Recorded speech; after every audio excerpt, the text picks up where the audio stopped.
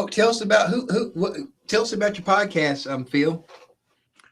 About it, meaning kind of what I've been doing and so forth. Yeah, yeah. Well, I'm kind of getting away from the interviews. Well, I did a interview about 2 weeks ago with who Pete Bronson is. He used to be. He was I think it was Kevin's predecessor in the editorial page editor. He's a strong Trump guy, and it was just it was kind of it was kind of uncomfortable because I mean he's a friend of mine for one thing, and he's a Christian, but I mean, I hate to say it. I mean, he just is. I love the guy, but he's drunk the Kool-Aid. And I really think the reason for it is we have, what's the word? We have the choice of news. When I grew up, probably older than you, when I grew up, we had three stations, ABC, NBC, CBS, and everybody pretty much got the same news. Now, if you don't want to hear stuff against Trump, for example, you don't have to. You can go and they'll give you what you want to hear, or the same thing on the other side. And I think it's like he and I are like in different silos. Now, I happen to have more faith than he does. I mean, like he listens to stuff like Breitbart and even the Epoch. You know what the Epoch Times is? You know about this? No. It's this like extreme right-wing newspaper that a lot of the MAGA people listen to, watch, or read. In fact, Mike Allen has the reporters on from there all the time on his show. Well, turns out, the Epoch Times is owned by a Chinese cult named Gulan Wrong or something. Okay. And they're always promoting conspiracy theories. They're kind of super anti-communist, which is okay. But I mean, a Chinese cult owns it. And yet people treat this like it's a reputable source of information. Well, I guess if a group of people get on there and have a platform to say their truths. No, it's not a conversational. It's a newspaper where they write stories. But the kind of stories they have are, like how the January 6th people were, misled or falsely charged. How do you spell that Epoch? EPOCH. You know what I'm talking about, Kevin? You know about this Epoch Times, I believe it's called. You know about it? I have seen it. I don't pay much attention to it, to be honest with you.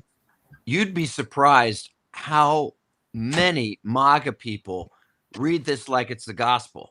Okay. I mean, people like I had Pete Bronson on, my colleague, a lot of people who are MAGA people look at it. It's owned by a Chinese, I told Tyrus, it's owned by a Chinese cult named Fulan Gong or something like that. I mean, and yet they treat that. Mike Allen has their reporters on all the time on his show. But could it be a place where these so-called MAGA guys have an outlet or platform to speak their truths? So their truths might be resonated with other people who read this Epoch Times. Well, I mean, you might not agree with it, but if there's getting that much press, some people are agreeing with it. Well, I just say, I mean, yeah, I would say it's a place where the MAGA people can read what they want to read and want to hear. That's true. But it isn't like they're going back and forth, other than maybe they write letters to the editor. But it is definitely a place where if you're a MAGA person and you want to hear stuff that is pro-Trump and all that stuff, that's what you're going to read. Yeah. But I'm just, it shocks me how many people who, are, I don't know, like Pete Bronson or Mike Allen, all that kind of use this as a source of information. That's wild. Yeah, I think people have a tendency to seek out bias confirming sources. So if it sounds like, stuff folks want to hear, then they'll eat it up. I mean, there's this vast conspiracy that, because mainstream media doesn't report on a lot of these things that maybe the Epoch Times or some others would, because we actually have journalistic ethics and follow and fact checkers, right? Yeah. And so we don't deal in rumor and speculation and unconfirmed things not backed by sourcing and evidence. Everybody doesn't play by those rules, and that's the danger that we live in, in these times. And so if you're a MAGA person and you're like, CBS, ABC, they're not reporting on this. Well, there's a reason. There's a reason they're not reporting on it.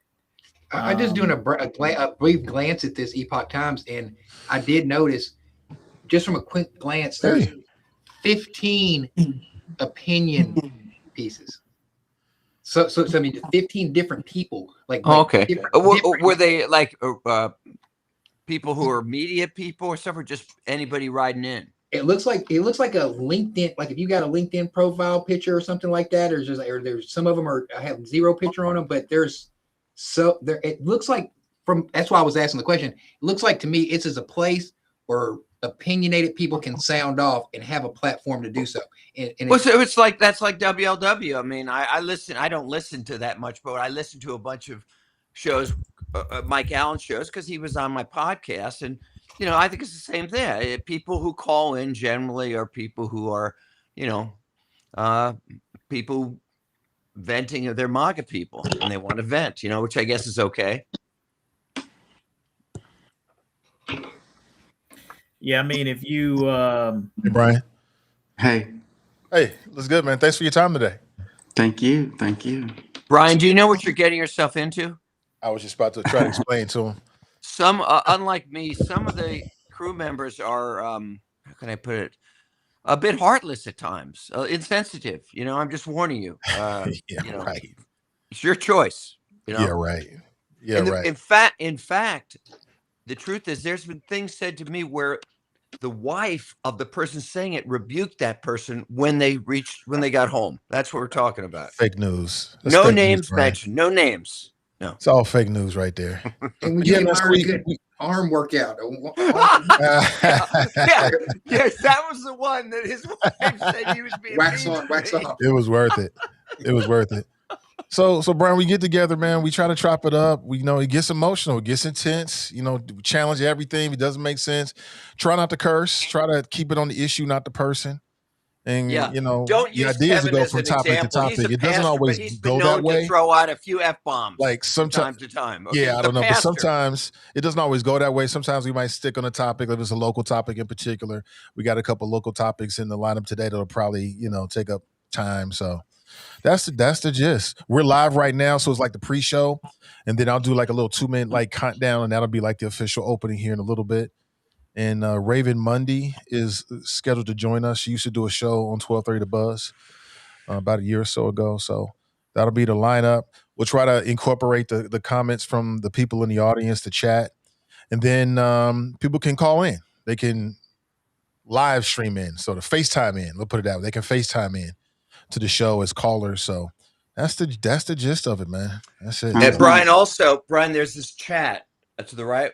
And occasionally some of our viewers make derogatory comments about certain crew members. Okay. Mostly me. Oh, no, it's me, pal. I'm the target. Turncoat Terrace. That was hilarious. break out the violins, Brian. All these guys cry about. I mean, I've never seen so much crying in my life. My God. You think Oh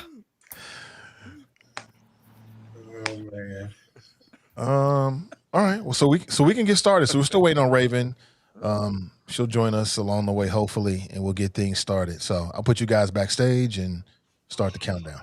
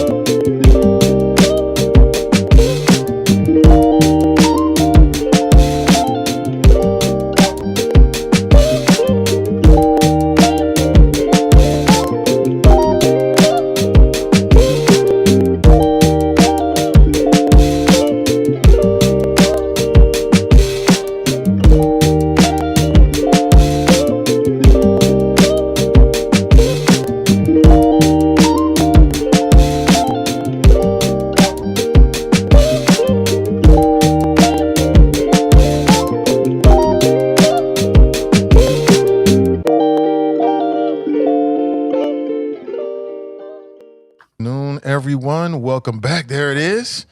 It worked out perfectly. Welcome back. Nathan Ivey with you, humble host and moderator, rabble rouser.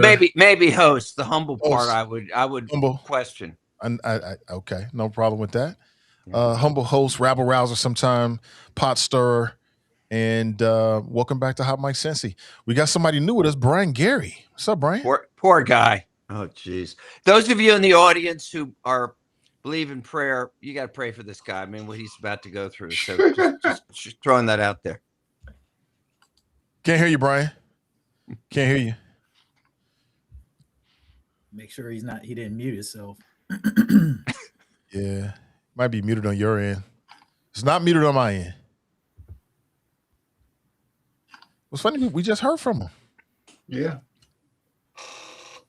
It happens. Yeah, we've been. Yeah, you guys scared him off. That's what happened. Yeah, no reason to be scared. Phil, how you doing today? I'm doing pretty good, thank you. I'm doing fine. Here. Yeah. Terrence, how you doing? I'm doing wonderful. Having a good day. That's great to hear. I'm really looking forward to this show to interrupting Taris. I haven't had that opportunity for a while. You getting started? You warming up by interrupting me? I like it. Kevin, how you doing today? Hey, I'm doing good. Beautiful Tuesday. A little cloudy, but hey, we got Phil's bright, shiny dome here to lighten things up. Oh, you're talking. Who are you to talk about that? By the way, I got a question, Taris. I got a question.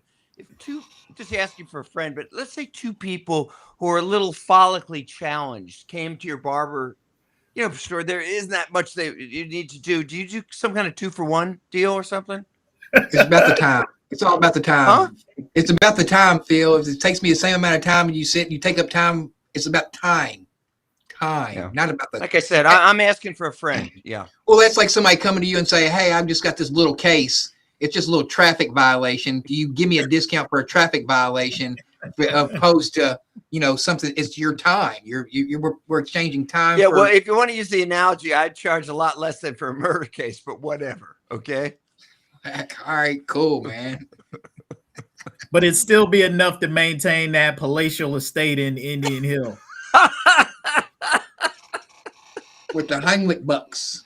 I am so sorry that time that guard hassled you, Kevin. I'm just so sorry. I mean, I know it was embarrassing. I can't. I'm just so sorry. Hey, when I stopped by, Phil had to come out and vouch for me. You know what I'm saying? It was about to put the golf cart. Was he going to golf cart? He pulled up. He's like, "Oh no, he's with me." Golf cart. A Mercedes-Benz golf cart, and saved my ass from his cul-de-sac police. So, but he's like a typical rich guy. The rich stay rich because they keep all their money. They don't spend on extravagance. Don't get on the popcorn again. You were lucky to get it. That's exactly where I was gonna go, man. What you want, like a shrimp cocktail or something? Pheasant? Did you want pheasant under glass or something? I mean, I'm not a diner. I'm just a podcast guy. Okay, I mean, yeah, I just expected a little bit more than. Complaints. Yeah. Circus popcorn, when I pulled up. At least you got that. I didn't get anything. No offer to drink of water. I did get a glass of water too, Nate, but I forgot about that. I wouldn't have trusted it. Of water. No, light ice. I would not have trusted it. So, I would quote the Bible to you, Pastor. Be grateful in all things, for all things. Okay. Give it some thought. Oh man. Wasn't even out the bottle. It was straight out the tap. It was. I mean, I know they. That is not true. I got it off my refrigerator. I know in Indian Hill they draw their water from a special natural spring up there. But still, man, Jesus. Yeah, they think we don't know about it. We know all about it. Brian is trying to connect with us. We got Brian Gary with us. Hey, Brian, can you hear us now? I don't know. Can you hear me? Yes. Yeah, we hear you now. Okay, praise the Lord. I backed out and I came back in. I'm glad you made it. Good, great. Hopefully answer the conversation. Let's jump straight into it. Let's talk about the Black Taste. So we talked about this on Friday, and there were people in our crew, I won't say their names, I know who they are, who were critical of how the city handled this. And they wanted the city to put out a statement. Well, the city has put out a statement. And basically what the city said is, we denied a permit going back months ago. And essentially, they just didn't allow for an event such as what J. Raj was trying to do with the Black Taste and the food, even in a private parking lot. They wasn't going for it. City wasn't letting it happen. Right. But so that's what we know now. He was trying to do it. I mean, like he always has on 5th Street. Yeah, and I don't know what happened with that, And that was. I thought it said in the story that he was late getting his permit in or asking. That's what the story said. That's what the story I think said. that was relating to the parking lot, and I think the initial one was probably on 5th Street that was denied. Yeah. But the way I read the law, if you haven't read the law, I'm sure you probably have. Under special events, it says specifically that you need a permit if you're using city services. Well, J. Raj was not using city services. So it's pretty cut and dry to me that he did not need a permit. And that they had no right intervening between him and a contractual agreement with a are you sure that it doesn't mean that it's assumed that if you're doing some kind of a public thing that there needs to be, some cops around, stuff like that, as opposed to... It actually spells out the city services. Yes, yeah. Cops is one of them, but he didn't need cops. Well, who makes the decision whether they need cops or not? Apparently he does. Well, the city's going to make him get cops. I've never heard of the city making people get cops. Well, I think one of the arguments that the city tried to make is that there were several things that were at play there. The amount of people who were going to be in and out of this parking lot, the ability to kind of police and control that, I think were some other issues that the city brought up, that he didn't meet certain standards in terms of what he was doing. Look, I mean, I'll say this, and I was vocal about my distaste for how the city handled this. One, that it took them so long to get a statement out. Like that statement that they put together, it didn't take, I mean, Nathan, come on, man. It didn't take all day to put that little mess they put out. I could have whipped that up in 30 minutes. It was all information that they had, that they allowed a story to percolate and reach a crescendo when it did not have to. They could have came out with that right off the rip Friday morning, killed a lot of noise, or at least answered a lot of questions and calm and cooled the speculation there. The other piece of what I have to say of my critique of the city on this is it's a positive event, right? Find a way to make it happen, right? This isn't like the Klan or somebody coming into the city that's going to be a disruptive element. This was a positive aspect of what was part of a positive weekend downtown, where opportunity for local vendors to make money. The city could have made, I get, you got your permit situations and you've got all of that. And I'm not saying that, J. Raj, shouldn't have been on top of his stuff, making sure that he met the deadlines, making sure he got his stuff in on time. It was on time. It can both be true. It was less. It was more than 60 days. He had turned it in. The deadline is 60 days before. Well, I'm just going off of what the city said. The city said that you had to have your permit in by February. The permit, but the law says 60 days. That's the law. I'm just saying I'm just saying what the city said, that the application deadline was in February. They came in May. That's 2 full months after the application deadline. That's what the city put out there. The law. Now, if you miss the deadline, you missed the deadline. That's not on the city. If you ain't got your deadline stuff, if they have deadlines for applications for the reasons they have to go through their processes, if you miss it, that's on you, right? So he said he tried to create a workaround around that with the private parking lot. The special permitting thing is what I think the city used to deny him the use of the parking lot. They were saying that he needed to have a special permit to be able to use that. J. Raj is disputing the need for a special permit because it was on a private lot. That's law I'm quoting. Yeah, that, smarter legal minds like Phil's maybe can sort that out and figure out, whether he has a case or a claim there. But, look, J. Raj, I think probably the truth is probably somewhere in the middle. He probably bears some degree of responsibility for being late. I also think there's some I'm trying to think of the right word, some allowances that the city could have made to allow this positive event to get off. I think he was white, could have done that. They chose not to. Positive schmosative. Listen, positive schmosative. If you miss the deadline and you don't hit these tenets, then you ain't going to be able to do an event. And I don't care if it was positive for Black people, for Asian people, for the Martians. I don't care who it's for. He didn't miss those are the rules. Three little points. J. Raj is similar to Irish Rowley. There's only one person who can do what J. Raj can do in the city of Cincinnati that I've noticed since I've been here, that puts the events on, is on front of the cutting edge on stuff like that. So I'll just leave that there.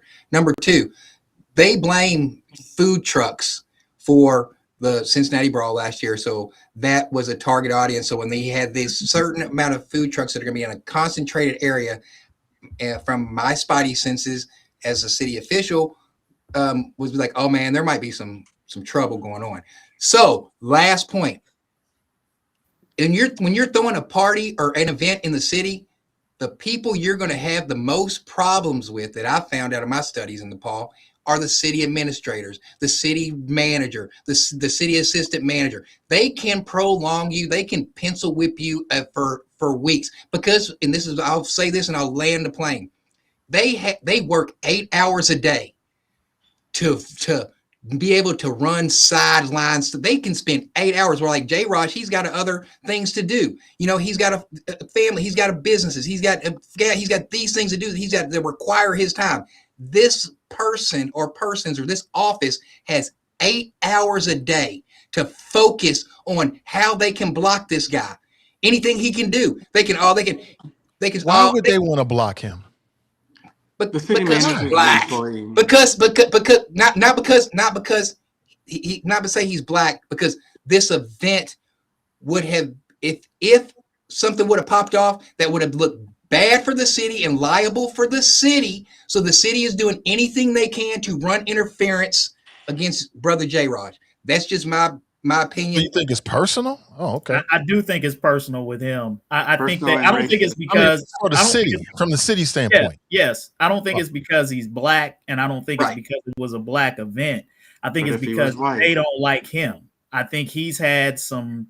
I think he's probably rubbed some people over at City Hall the wrong way, had some run-ins with some folks over there, and you know how it is when you have, when I don't really like you. Could I make some allowances? Could I make some things easy for you? Sure, I could, but I'm not going to because I don't like you, right? And so I think that's what I think. That's who don't like him, into. Huh? So you telling me that the woman whose name they put out there and that was bad taste? No way in the world that woman should have been doxxed, but that's the world we live in. I understand, but you tell me that woman has a personal problem with J. Raj. It may not be her. It could be several people at the city. What I've heard, through my conversations, through background conversations with different people, what I've heard is that some people over at City Hall feel like J. Raj talk crazy when they be over there handling business. He talk crazy to people. I don't know J. Raj personally, so I'm only hearing what I'm hearing from background. Those who know him would know better than me how he does business or how he deals with people, how he comes off. I'm just telling you what I have had sent back to me, that in some of his dealings with City Hall, he's been difficult, and maybe don't lay it out like in a business-like manner where the way that people like. But the crazy thing is that he's almost never spoken out on issues. Like City Hall has no reason to dislike him. Well, I don't think Kevin's talking about issues. I think he's maybe just talking about how he deals with people. And I have no idea either. But I would say this: my experience with both city kind of employees and workers and county too, they're usually pretty customer friendly. They're usually pretty nice.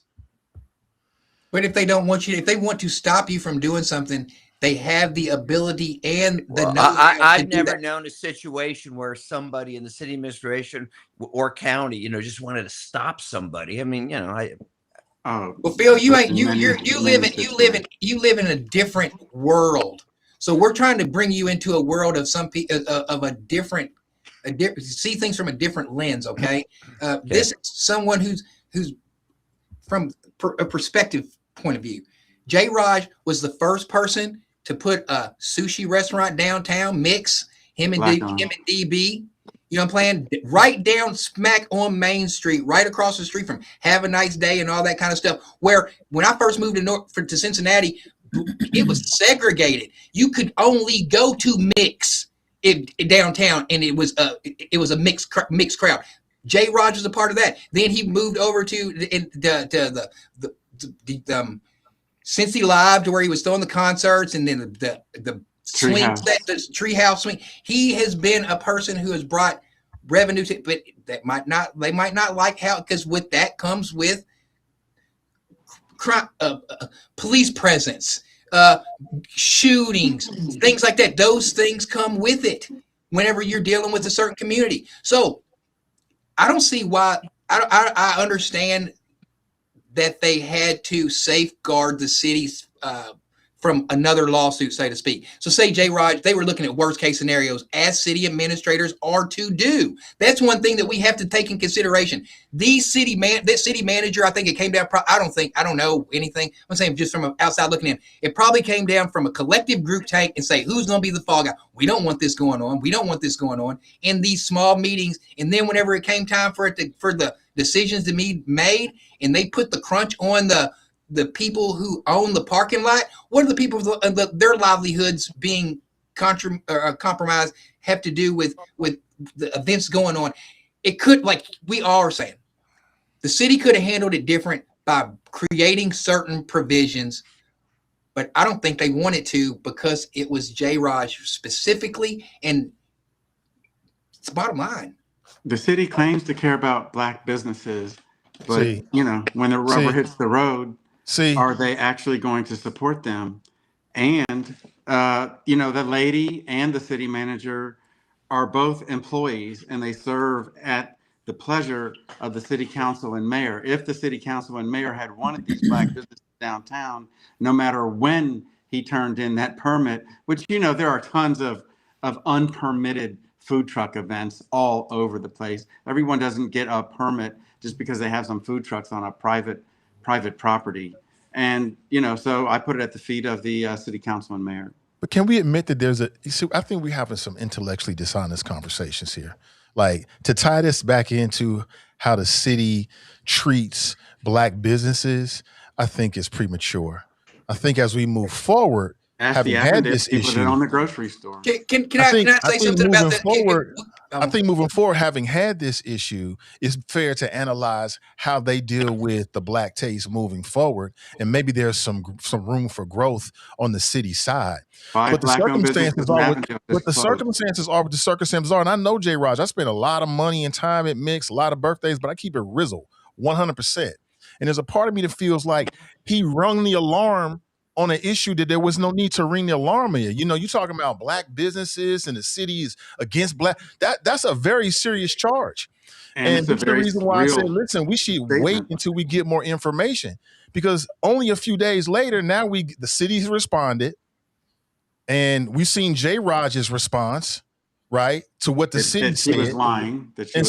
What happens next? So you said the city is lying? What I'm saying is, I'm gonna land real quick. So what I'm saying is, like, so are we heading toward? Do you have a lawsuit against the city?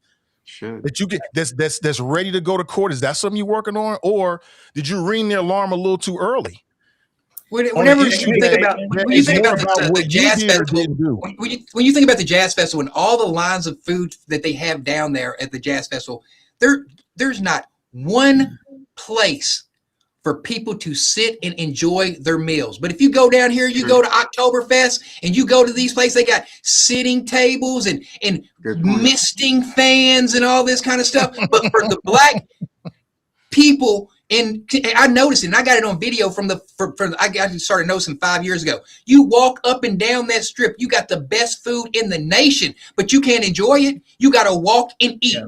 No congregating. 100%. That is bullcrap. They should have proper seating and proper. So this is just, so you talk about how the city of Cincinnati treats Black people, but when you have Oktoberfest, when you think about that, you got seating areas and beer gardens and fan shaded misting areas. What's the deal? Try to say that the city treats Black people the same as they treat white people, I'm really not sure what you're saying. But look at the West End, OTR, Evanston, Avondale, Walnut Hills. I mean, to say obviously black people are under attack, and this is the Under case as well. attack? Under attack. Oh, Serious. man. Are you trying to Where put? are you coming from, Are you buddy? trying to say this thing in situation in Cincinnati with J. Raj is an example of black people being under attack? Is that what you're saying, Brian? Are you know, in so many words, I would say yes. In other words, if J. Raj were white, if they actually wanted to support black businesses, yes, they would have found a way to make it happen. I Period. agree with that 100%. I agree with Brian 100%. And that's kind of my point about the city could have made it happen. But I do think it has more to do with the individual than I'm not ready to go so far as to say this is a complete indictment that Cincinnati doesn't want to support black businesses. But a lot of what Terrace and Brian are saying does show the lack of thought that the city puts into trying to make black events as successful as other events. So yes, it does. Yes, it does, Nathan. I mean, they're absolutely right. They're absolute. Nathan, come on, man. You are the number one apologist. You are the number one apologist for this mayor, this city council, and this city. So now we're talking about the all mayor. of whom are fake. Yeah, you are, because every time somebody makes a valid critique of the city, you got an excuse for it. It doesn't this, that, or the other. But if you look around again, you are dismissing things that might seem small, but there's significant tells in terms of how much time and thoughtfulness the city puts into trying to make black events as successful as the white events. Here's what I would say about the Black Taste. Look at the track record, right? Take J. Raj out of it. Look at the track record of the event over the years. It has been a positive, no frills, no drama type event. So if I'm the city and I'm looking at the track record of that event, as I would look at the track record of Taste of Cincinnati or Oktoberfest or anything else, this is a staple event that has gone on for almost 9 years now without issue. 11. Why all of a sudden now does that not matter in terms of maybe making some leeway, which they would if it were a white event that had a similar track 100 record. They absolutely would make room for that. Do you and have if any you don't evidence to think support they that? would, Never had a fight, family oriented. You are part of the problem. If you don't I'm just think asking for evidence. Even anecdotal evidence to support what you're saying here. I went down there with my. I have. That's what I'm asking plenty for. of memories See, going down there. I got memorabilia from my wall from Black Cincy. Well, you could go down there and get art. The only place you can get art, the only time you can get black art was back down on the square at and hanging up in the barbershop now. Plenty of stuff. Anecdotal evidence right there. I mean, that's like I said, J. Raj. This situation with J. Raj has uncovered black people's biggest Achilles heel, and that is our emotions and our lack of separating our emotions from what's really going on with this situation. It is clear. It is clear. Properly. It is clear that the city, you should be angry. We can have all kind of conversations about what the city could do. We understand that. But is that the real conversation we should be having? I don't think so. I think we should be looking forward. And this is what I asked you back on Friday. Is going on Facebook the right way to deal with this? Looking forward to 2027 and 2028 and 2029, how does this help whatever your agenda is? And if the city has a permit system and you miss a deadline, then you are subject to their whim. And that's just the way the world go. Before you put flyers out telling people to come down to an event, it is upon you to make sure that you have crossed every T and dotted every I. That's on the individual. That's not on the city. The city offered these people a spot. He didn't need a permit, period. Down in Washington Park. That's what the city did in response. The city didn't send something out to these vendors saying, come down here. They didn't do that. But in response to it, they said, hey, listen, we got some spaces for you down on Washington Park. I know this situation didn't work out. Like, other than that and trying to do better in the future, I don't know what you can reasonably expect for the city to have done different in this situation. To not impose upon a private taking business. the emotions out of it. I don't understand what that could be. I could be wrong. Well, first of all, we should not. Logic and emotion and reason play together. So because somebody has one or the other, you don't have to be all of one thing. You can be a lot of different things. I can have emotion and I can also think logically, which I am doing in this case. But we and do what I'm agree that saying is, emotions what would I expect? What would I expect from my city leadership and city council in this situation? In this situation is to have some compassion. So one, you are absolutely right. The organizers of this event have a responsibility to make sure that they dot every I and cross every T if you are going to put on an event of this magnitude in the city. So I'm not absolving J. Raj or anybody who was involved. No, it's not He didn't need a permit. It's not a full stop. Law. And I'm gonna explain to you why it's not a full stop, right? I want to hear it's not a full stop because when you have the power and the ability, right, to make decisions to change things regardless of how somebody messed up and what the rules are. Again, with an event that has a positive track record, you have that. Do they have to do it? No. You are wrong, sir. No, you are wrong. That is because people do it all the time. Intellectually dishonest, sir. They do it. But I'm going to hold all of my gunpowder. That is intellectually dishonest, sir. I'm going to hold my gunpowder because Raven is here. Hey, Raven. Hey. Can you hear me? Yeah, we can hear you. I'm glad to see you. It's been a minute. Yeah, it's been a minute. Well, I'm gonna hold my gunpowder. Kevin is dead wrong, but I want to hear what you think. So here is my take on this. I figured this was gonna be something that we talked about, and I was already prepared. And I'm not necessarily in the media space with what I'm doing right now, so a lot of my opinions about the stuff that happens in the news right now, I just keep to myself. But we back on Hot Mic. This is the place to do it, right? Raven, I wish some of the other people on this crew would take that philosophy, but please continue. I miss you too, Phil. Oh, thank you. Thank you. Somebody does. Thank you. But my opinions about this, for me, as typically the resident millennial, J. Raj is around my age. He's older than me, but he's around my age. It was an interesting thing to watch unfold in real time.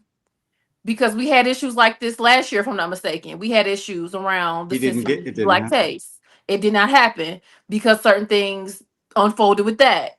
I think I have to agree with Nate. You have to as the organizer of the entire event, you have to take that on the chin. You did not cross your I's and dot your T's correctly in an appropriate manner. And I only say that because I get you felt like y'all were in a private lot. You talked to the person who owned the lot. You didn't necessarily need a permit to be in the lot. I get that. I respect that. You thought that you dotted all your I's and crossed all your T's. All of you out there in Facebook land, I encourage you to become friends with people who actually do things on a regular basis in the city on that scale. Case in point, I hope all of us are friends or at least following Asandra Jones-Mitchell because she broke it down like a fraction. When you are somebody who regularly receives permits to do certain things in the city, there are certain things that you understand about whether or not certain things need a permit. She made a post and broke it down like a fraction. You may not have needed a permit to do that. However, there are other things that go into that are a factor into doing this kind of event, right? What she explained was the Music Fest brings so much business to downtown Cincinnati that there's just a certain way, there's a certain formula for how things happen around this event. And so all of the restaurants that are down near Fountain Square, they all expect to do big business on this weekend. They have already prepared and done their due diligence to support that big business for the Jazz Fest weekend because they've been in this position before. They know what it takes. It's kind of a done deal. And so what she explained in her post was on certain weekends, when certain big events come to the city, there is a protocol, whether you need a permit or not. There is a protocol. Certain weekends you can't even get a permit to do certain kinds of business when certain events are happening in the city because the businesses that benefit from the tourism that comes through here during Cincy Music Fest, during Blink, which is my favorite festival that comes to the city, and other events as such.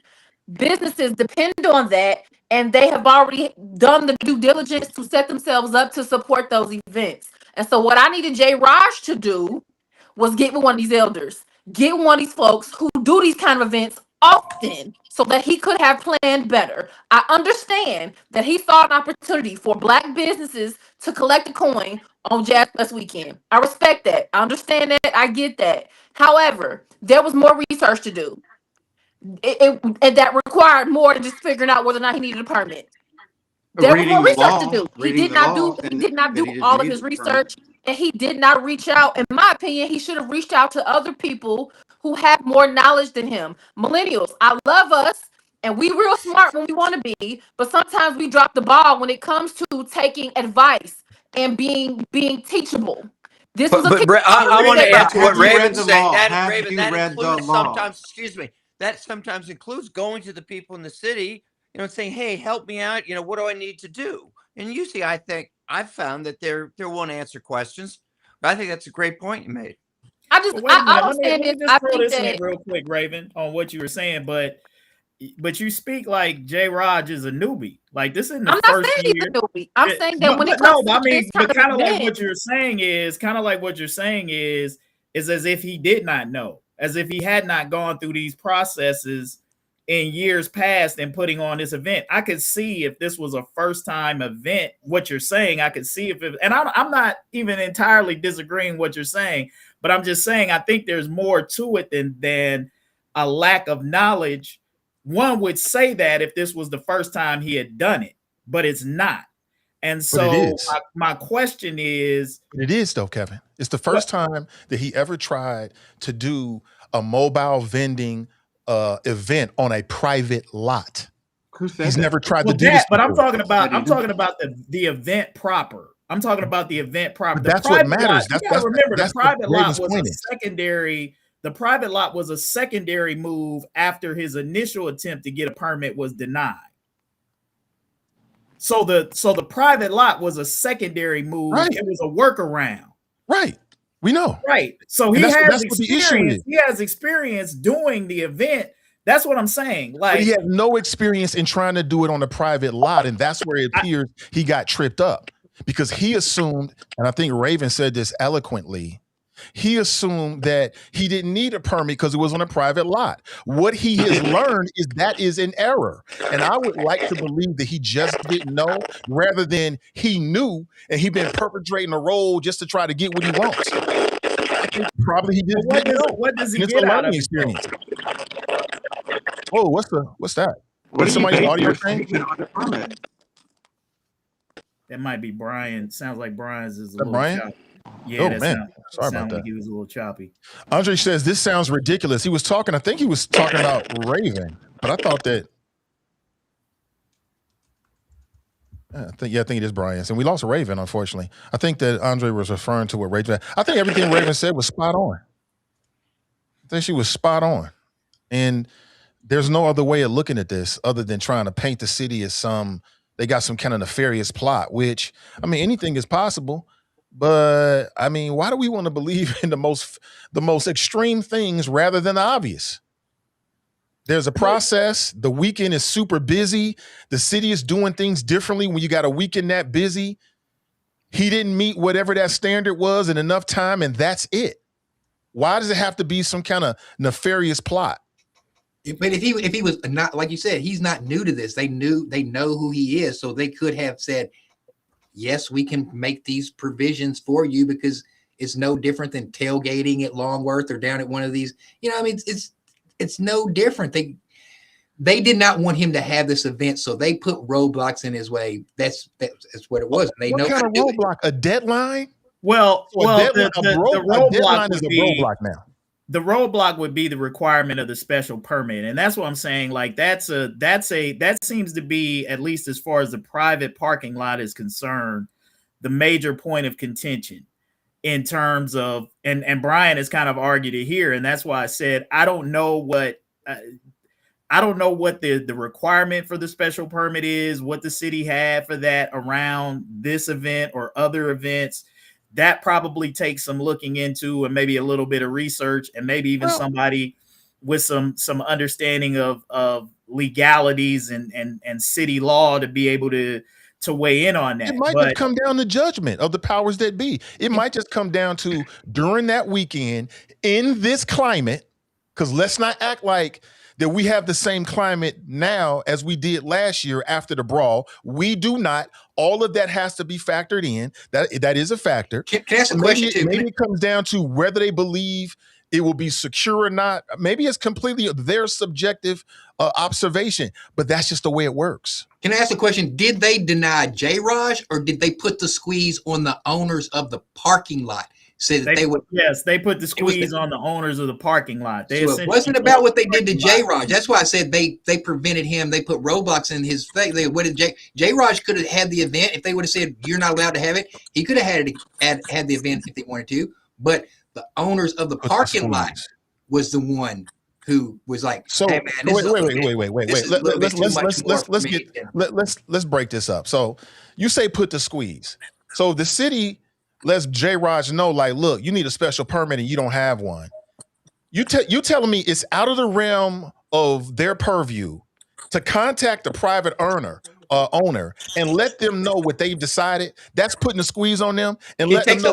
Yes, you might be opening yourself up. You might be opening yourself up to some serious liability. To me, that sounds like responsible local government. To me, no, they didn't. It takes a liability off of J-Raj and puts it on the owner. Everybody wants to be a victim, so go ahead and go back to the victim game. I'll let y'all play victims. Yeah, no, they didn't say, oh, you might open yourself up to some liability. They threatened to take his license. That's a threat to take your license is different than saying, oh, you might, if you do this, oh, you might open yourself up for some liability. But that sounds like liability. That's a cautious suggestion. We gonna snatch your license is a threat. Is that confirmed? And yeah, maybe they're telling you here's what the repercussions are going to be. Yeah. So that's the squeeze. Like your liquor license you said what's the squeeze? That's the squeeze. When they your liquor license can get snatched. If you violate certain laws, they can snatch your liquor license. It's called, that's the way it works. Go start your own city and do it your way. But this city has rules and regulations, and if you don't abide by them, you're not going to get what you want. Period. What law was broken? What law was broken? Your name is not Linder. What law was broken? Linder. You don't what law was broken prior? What law was broken prior to them having this thing? There was no event that happened. So what law was broken? So it was the squeeze saying that if you do this, this is what their repercussions are. It wasn't there because he could have had the event. The parking lot owner, to my understanding, could have said, you know what, J-Raj, I stand 10 toes with you. But if from my understanding, it was the parking lot owner is like, nah, man, this is a little bit more than whatever I chewed on to bargain with you because I know you're a good dude. But hey, your beef with the city is not my beef with the city. I have to be here longer than Jazz Fest week, so I got to worry about this parking lot going forward, that's good business, you know. But what the city did was squeeze them. They squeezed them. You know, squeeze them is a negative way of putting it, but okay. One thing I do agree with you on, Nathan, on this is there's nothing you can do about it. It's water under the bridge now. It's said and done. You can't go back, but what you can do is move forward. And I think what, you know, organizers of this event have to do, and I think any event that you're putting on is pretty much a year-round process, pretty much a year-long process, especially for, you know, the bigger the event, the longer time it takes to plan and get your ducks in a row and everything like that. So if it were me, I would be looking at what I could learn from this experience.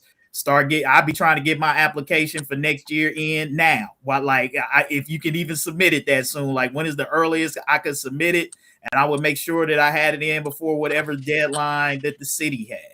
You know, have your marketing and all of that type stuff, you know, together and ready. As you said, dotting I's and crossing T's. You got a year until this time next year. You know, if it's a worthwhile event, you can't get frustrated and throw in the towel because you had a bad experience this year. If it's something that's good for whether it's black food truck vendors or black businesses or whatever, you just got to lick your wounds, learn from it, and you know, try to come back better this year. And the stuff that Tara's brought up about the seating, that would absolutely be something that I would be talking to the city and the city council about is how do we make that little stretch? And one thing I will say, the footprint is smaller for what they have for the jazz festival down there than what you typically have for Taste of Cincinnati and some of these other events that are blocks and blocks versus, you know, just that little narrow walkway that they got between the stadium and the banks down there.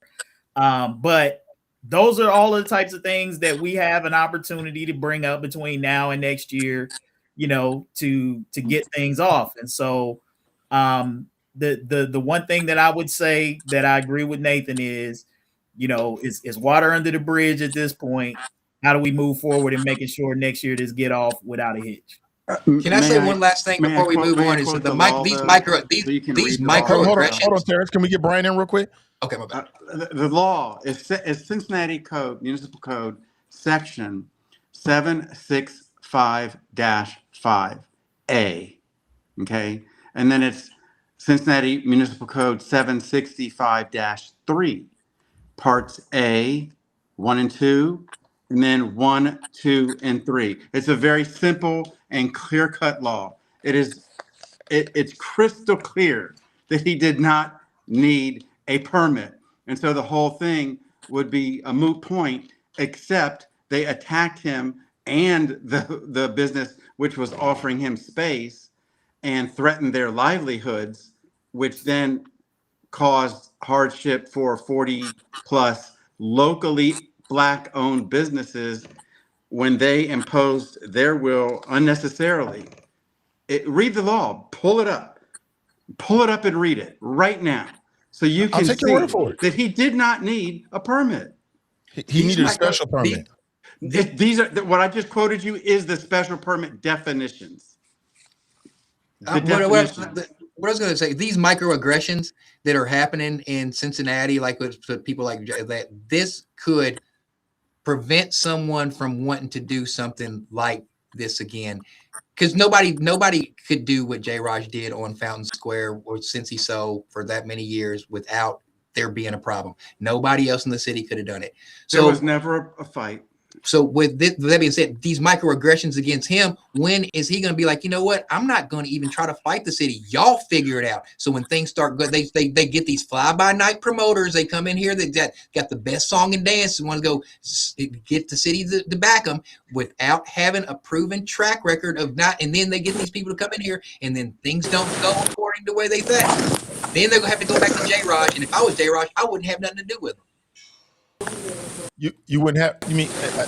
Listen. When you really, I hear. I'm not sure. Here's somebody's something. You know, listen. For me, yeah, I think Ravens having some issues. For me, when you really care about people, when you want the best for people, and I'm speaking for myself. I can't speak for anybody else. But when I really care about people and want to see people the best, I keep it real with them, and I keep it real with J. Raj and anybody else listening. Next year, I would anticipate it's going to be great. He's going to meet all them deadlines. If they come up with a list of things that they want him to do, I'm sure he's going to do every last one of them. And I anticipate that next year is going to be a great event. And that's it. That is the end of the story. Trying to make this into some black, they against black businesses. Oh boy, Black Wall, they're trying to burn Black Wall Street down again. It's absolutely irresponsible. It is irresponsible, and it undermines the real work on real issues that need to be done out here. To try to make this into some kind of example of how the city is trying to stop. Man, stop all of that. Meet the deadlines, whatever the tenets are, knock them off, have a great event in the future, and that's it. Yeah, Nathan. I mean that sounds all good, but for what Brian said, you know. Well, and again, I'll speak about. Let me tell you this: if he was illegal on the special permit, if what Brian is saying is true, and he did not need that, if what he is saying is true, and he did not need that, and the city flex themselves on that event because they didn't want it to happen for whatever reason. You know what? I mean, I don't know if that's something that J. Raj is consulting some attorneys about, whether you might have some legal action or anything like that. Nathan, can I say something? Sure. Go ahead, jump in. I have a friend. I don't think it's bad to use his name because he's kind of known for this. An attorney, you probably know Chris Finney. Chris has won numerous lawsuits over the years against the school board and the city for violating the rules or the law. I mean, I can't tell you how many. And if in fact they improperly or illegally turned him down, there's probably 20 lawyers be happy to take that case. So, again, Brian, I don't know if you're an attorney. I haven't read the statute, so I can't comment. But I do know that if they improperly or illegally denied him that, he's got a pretty good case. Can't hear you, Brian. Can't hear you, Brian. Yeah, we lost. Oh, it's your audio. Yeah, it's your audio, Brian. You might want to unplug and try to come back in, maybe. Oh. Okay. Yeah, his audio sounds terrible. Yeah, but right. Phil just got straight to the point. Okay, great. No, we can't hear you, Brian. Okay. No, we can't hear him. I'm gonna put Brian backstage for a second while he kind of try to pulls that together. Same thing with Raven. They're having some issues. It happens. But you know what? Excellent point, Phil. Exactly. So, if you can afford it, unless they do it up, they say they'll get their money on the back end or however lawyers do that thing. But yeah, I mean, if you got a case, that's different. You got that kind of case, they'll take it on a contingency. That changes everything. You got a case, you sue the city. I'm not suggesting you do or you don't. I'm just saying hypothetically for the conversation. And then, you get the city to admit that he didn't need a permit. Okay, that's progress. Okay, that's progress. Okay. And it's money. It's money too. Yeah, for him. Money, but he makes his case. He makes his case that the city basically didn't follow their own route. Okay. So Nathan, right. if the city makes the case, let's just say hypothetically, if he sues the city and he wins, right? Is this another feather in the cap for the city administration and the city manager who deserve that excellent glowing review that you want to give? Because that would be yet another lawsuit where the city would have to pay out money for not doing their due diligence and not exactly following their own policy. This is what I'm saying is. What are you saying? And maybe it's the cynical journalist in me that always questions authority. I'm never so quick to believe what the city politicians tell you, because despite what they always say, they don't always act in the best interests of people. We know this. We see this at the highest levels of our government. So I am not always quick to believe a press release or something that somebody puts out, from the city saying thus and so. Everything needs to be questioned, and they need to be held into account and have the answer for things and prove their work. Just like you're asking J. Raj to prove their work, the city has to prove their work as well. And again, I go back to the amount of time that it took them to put that statement out. It shouldn't have taken that long, which makes me somewhat skeptical.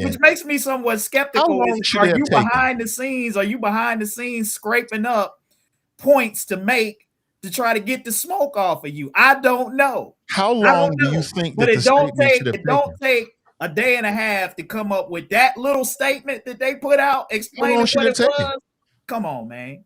Okay, if a day and a half, hold on 1 second, Brian. I really want to learn here. Who cares about an adjacent event? It's only pertinent to that event. And it states right in the law that if you needed a permit, you apply 60 days. It mentions 60 days 3 times. He put in his application May the 17th, more than 60 days, adequate time. He put them on notice. They could have issued him the permit, and they chose not to. They did associate, as Kevin said, this whole event with last year's brawl. Everyone was scared. Everyone was, on their tiptoes or, nervous about what was going to happen. And yes, he fell victim to that. And if there was personalities involved, you can't base your issuing a permit on someone's personality. That's not how we work in the United States of America. It's the rule of law, not the rule of personality. But you don't have any evidence, even anecdotal evidence to support that. The evidence is he put it in 60 days ahead of time. More than 60 No. Evidence of how they made their conclusion. You're suggesting they did it based upon personality, but you don't have any evidence. They're saying he didn't put it in time, but he did. There's evidence. Oh, okay. I just want to say I'm not gonna sit up here and say that there aren't multiple factors at play here. Like I believe that a little bit of everything that's been said so far could be true. I do believe that there was just unfortunately some information that he did not have that he should have had. I think like I kind of keep referencing it because it's a great breakdown of the situation.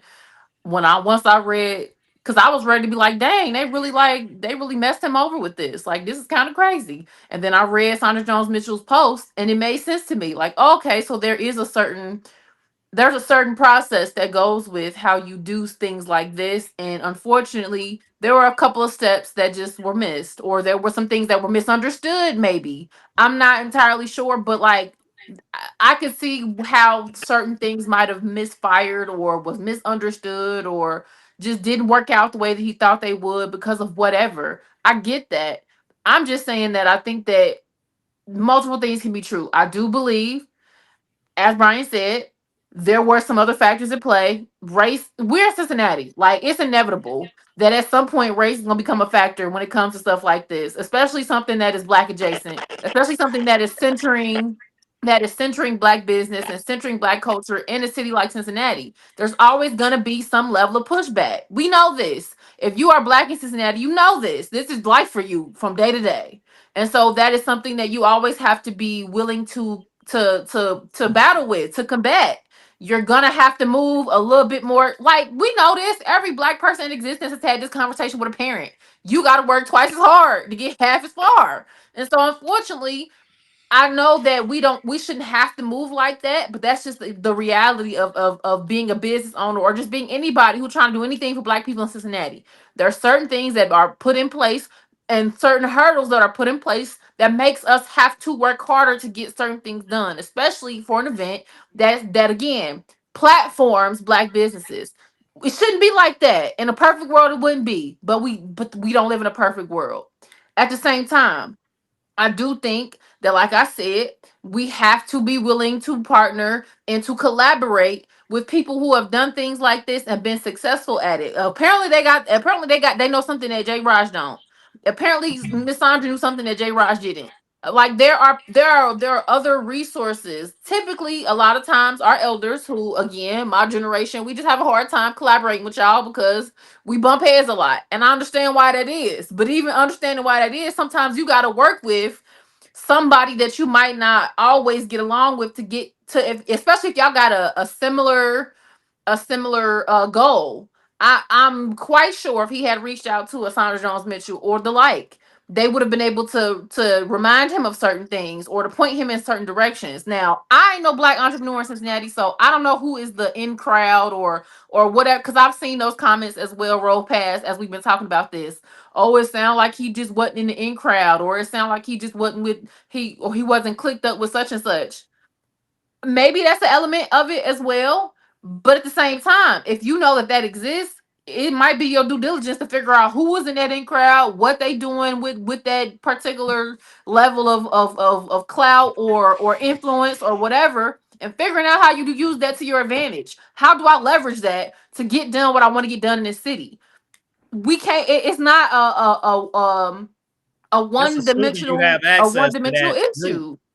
That's assuming that Black people have access to that clique. You know, I say this all the time to my good friend Phil Heimlich on here, and you see he always smiles like the cat that swallowed the canary when I talk to him about how when he was on council, how they would hook up, you know, his buddies, the Good Old Boy Network, and he always grins and smiles. But you're blaming me for this guy. But he never disputes. He never disputes that claim here because he knows, as does most of white Cincinnati know, that there are allowances and dispensations that get made for some people in this city that are not accessible to Black people in this city. To most of them, maybe, I don't know, maybe there are a few Black millionaires out there that got the end, and if they do, maybe they ain't sharing it with everybody else.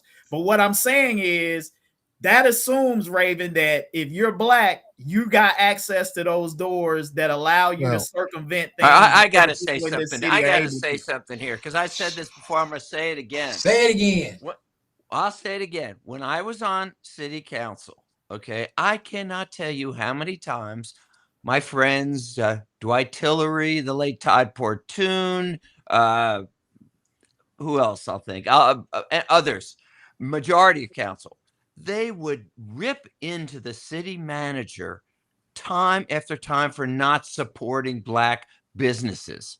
I mean, if one Black business was denied something or other, whatever, they would jump all over the guy. And maybe the politics have changed somewhat, but I can only say, you talk about my time on council, I can tell you right now, anybody in the city administration that was found to have in any way ruled against a business that was Black, oh my gosh, they would have been out. Yeah, well, you know why? Because those Black businesses are few and far in between. Like I remember even down at the banks, all of the hoopla that they're they talking about raised. Starting new businesses, not just existing ones. Yeah, no, but I'm just saying, I'm just talking about how, look, we talk about this Black victimization thing as, which I don't like to use that word, but we speak of that as though Black people don't have good reason to be paranoid, right? As if that's not based in a whole bunch of historical and current things that are happening. So when Black people look at a situation and they question it and they're skeptical, it's like, oh, you're just playing the victim, and that makes harder. It makes it harder to dispute future discrimination cases and all of that stuff. That's crap, because you know what? That's stuff that people like Phil put on Black people to stop you from questioning things. Now, I'm not going to say that there aren't times. I'm not going to say where there aren't times that race is not a factor, but I will re-echo what Raven just said. Most of the time it is, right? Yes, maybe 5% of the time it ain't about race and it ain't got nothing to do with it. But the problem with Black people is you too often want to take that 5% of the time and use it to dismiss the other 95% of the time where race is a factor. And people get mad at me. I talk about it. I bring it up because I refuse to let it slide. And this is one of those cases. I'm not going to go to the extreme and say the city of Cincinnati doesn't want Black businesses and all that. That's probably a bridge too far. But what I will say and what I will agree with is the treatment is not the same. The treatment is not the same. And there are allowances that are made. There are allowances that are made in other areas that has nothing to do with this, Kevin. It absolutely. It has nothing. What are you listening to, brother? You don't even be listening. I don't even think you listen when I speak. You already got in your mindset what you want to say, because there's no way you could listen to what I say and say that has nothing to do with you what were dead wrong. Listen, I live. The most responsible things to say in this conversation is what I said, and everybody on Facebook was jumping to conclusions. Okay. And some of the crew members were trying to jump to conclusions last week. What did I say? Conclusion. What did I say? What did Phil say? Phil said this ain't got nothing to do with race. What did I say? You already know you were information. Agreeing with Phil. That's your first deal right there. That's your worst deal right there. Okay. Maybe you just lost all your credibility, brother. 4 words.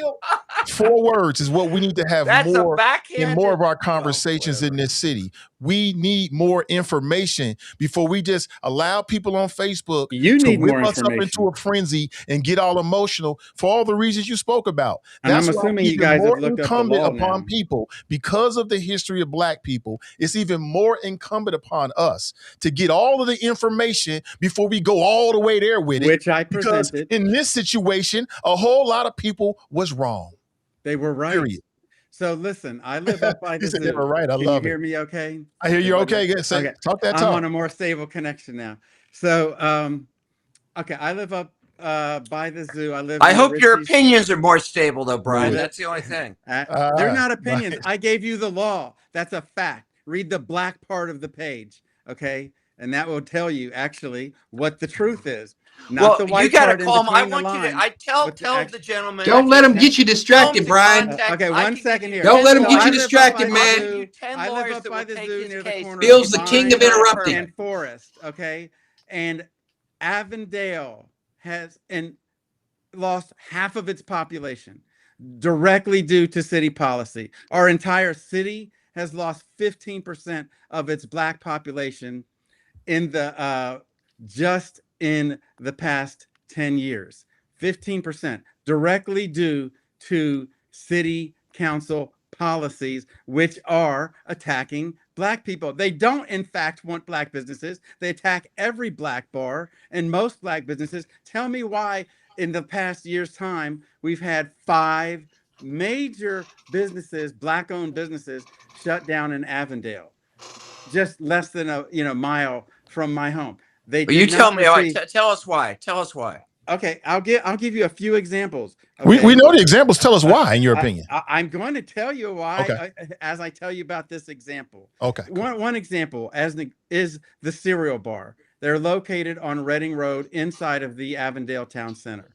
They were promised monies. I worked with them actually for a year and a half, extremely closely, just to open up this female Black-owned business. When they were before Zola's, okay? The city, how often do you see, in Avondale Town Center and Avondale period, a storefront being opened up, a person risking all of their, savings, which was $200,000 just for this build out for her own personal money, a Black female-owned business in Avondale. This is my opinion, okay? You can have any opinion you want, but my opinion is the city should have been bending over backwards to help a Black female open up a business in Avondale. How much money did the city back her with? How much? Would you like to know? $0. And I, for free, was their advocate and their a person making connections for them. And the city gave $0, supported them with $0. Well, that sounds like it's your fault, Brian. Business. Why didn't you do a better job of being an advocate and make some connections and bring some money everybody. We met with they make their, in the end, they make the choice. Are they going to support this Black female-owned business that really has it together, has invested $200,000 of their money into the place? Because, when the community builders who own Avondale Town Center, who gave them the property, or opened the door to the property, there was no plumbing, no electricity, no drywall, no nothing. It's not like they give them this some money, to deal with this. Yes, I'm sorry. Go ahead. At what point does this fall back on the business owner to not get into business deals like that? Because I know if I was a business owner, as I am, and I was to go into a business and these contractors, these developers say, here, you have access to this building, I would be thinking with the wherewithal to say, okay, what's my projection for the next 5 years? I would approach it to the contractor, to the business, the person, the developer or whatever, and say, what's your stake in the game? I want rent free for 10 years. I want you to put up $100,000 of your own money or I'm not doing it. When does it come the responsibility of the business owner to start making better business decisions? Yeah, I guess instead of saying, where's the handout because I'm Black, give me some money. I'm tired of that. $210 million of your money, if you live in the city, of your tax dollars, $210 million to the white, wealthy, billionaire companies. And if you look across, every week there is another white business asking for city dollars, and they get it. And they say, we can't do this project without it. And then the city buckles over and gives them millions, 50 million to General Electric, who definitely does not need our money as one of the biggest businesses on the planet. 12 million to 7th and Vine, making 400 apartment buildings. They wrote $12 him a check million for this? They wrote him a check? Private white-owned business from Indianapolis. The list So goes what's on, and I can rattle them all off. When you're in the city business, your city, and especially like a municipality, they're in to make money, right? So they're going to give tax breaks to people who are going to bring more tax incentives back. The cereal bar is not going to be bringing. What are you talking about? We're talking about dollars here. You're talking about dollars invested. You're talking about dollars invested. Do you want the city to invest dollars in a business that's not going to even be bringing back the rate of return, the ROI on the revenue that they're going to be bringing back? They're not going to be bringing back nothing. Nothing except emotions. Emotions when you're talking about business. And that's what us as black business owners need to take out of us is emotions. Stop putting up your own capital. Use other people's money. Teach them that. Teach them that, Gary. Teach them that, Brian. Teach them how to use other people's money instead of going in their savings and wiping out their savings to pursue their dreams. Okay, There's white other owned people's GE money for that. paid Teach zero that. taxes. Zero But taxes. Terrace, I have to interject because I hear what you're saying, but you act as if Real as if choppy, it's just Raven. a choice that's being made. It's not a choice that's being made. It's what a lot of these business owners are being forced to do. Because when you go and you try to do what you're suggesting, what happens is they get denied. We talk about it all the time how especially black businesses, are being denied access to said capital, are being denied access to being able to get certain grants and get certain funding and get certain like business loans. Like, you're saying it as if they can just go and grab this stuff up and support their business with it. And that's not the reality. A lot of these businesses don't have a choice but to dip into their savings and figure it out. You're right, right? You're right, Raven. You're right. I'm saying this. So they can do it all over again. I'm saying this from anecdotal Expecting these black evidence. businesses to go and get this capital that's not theirs. Where are you expecting them to go get it? If you don't have the capital that's not there, don't start the business. Clearly, white businesses have an advantage. ridiculous. Black businesses have a I'm sorry. disadvantage.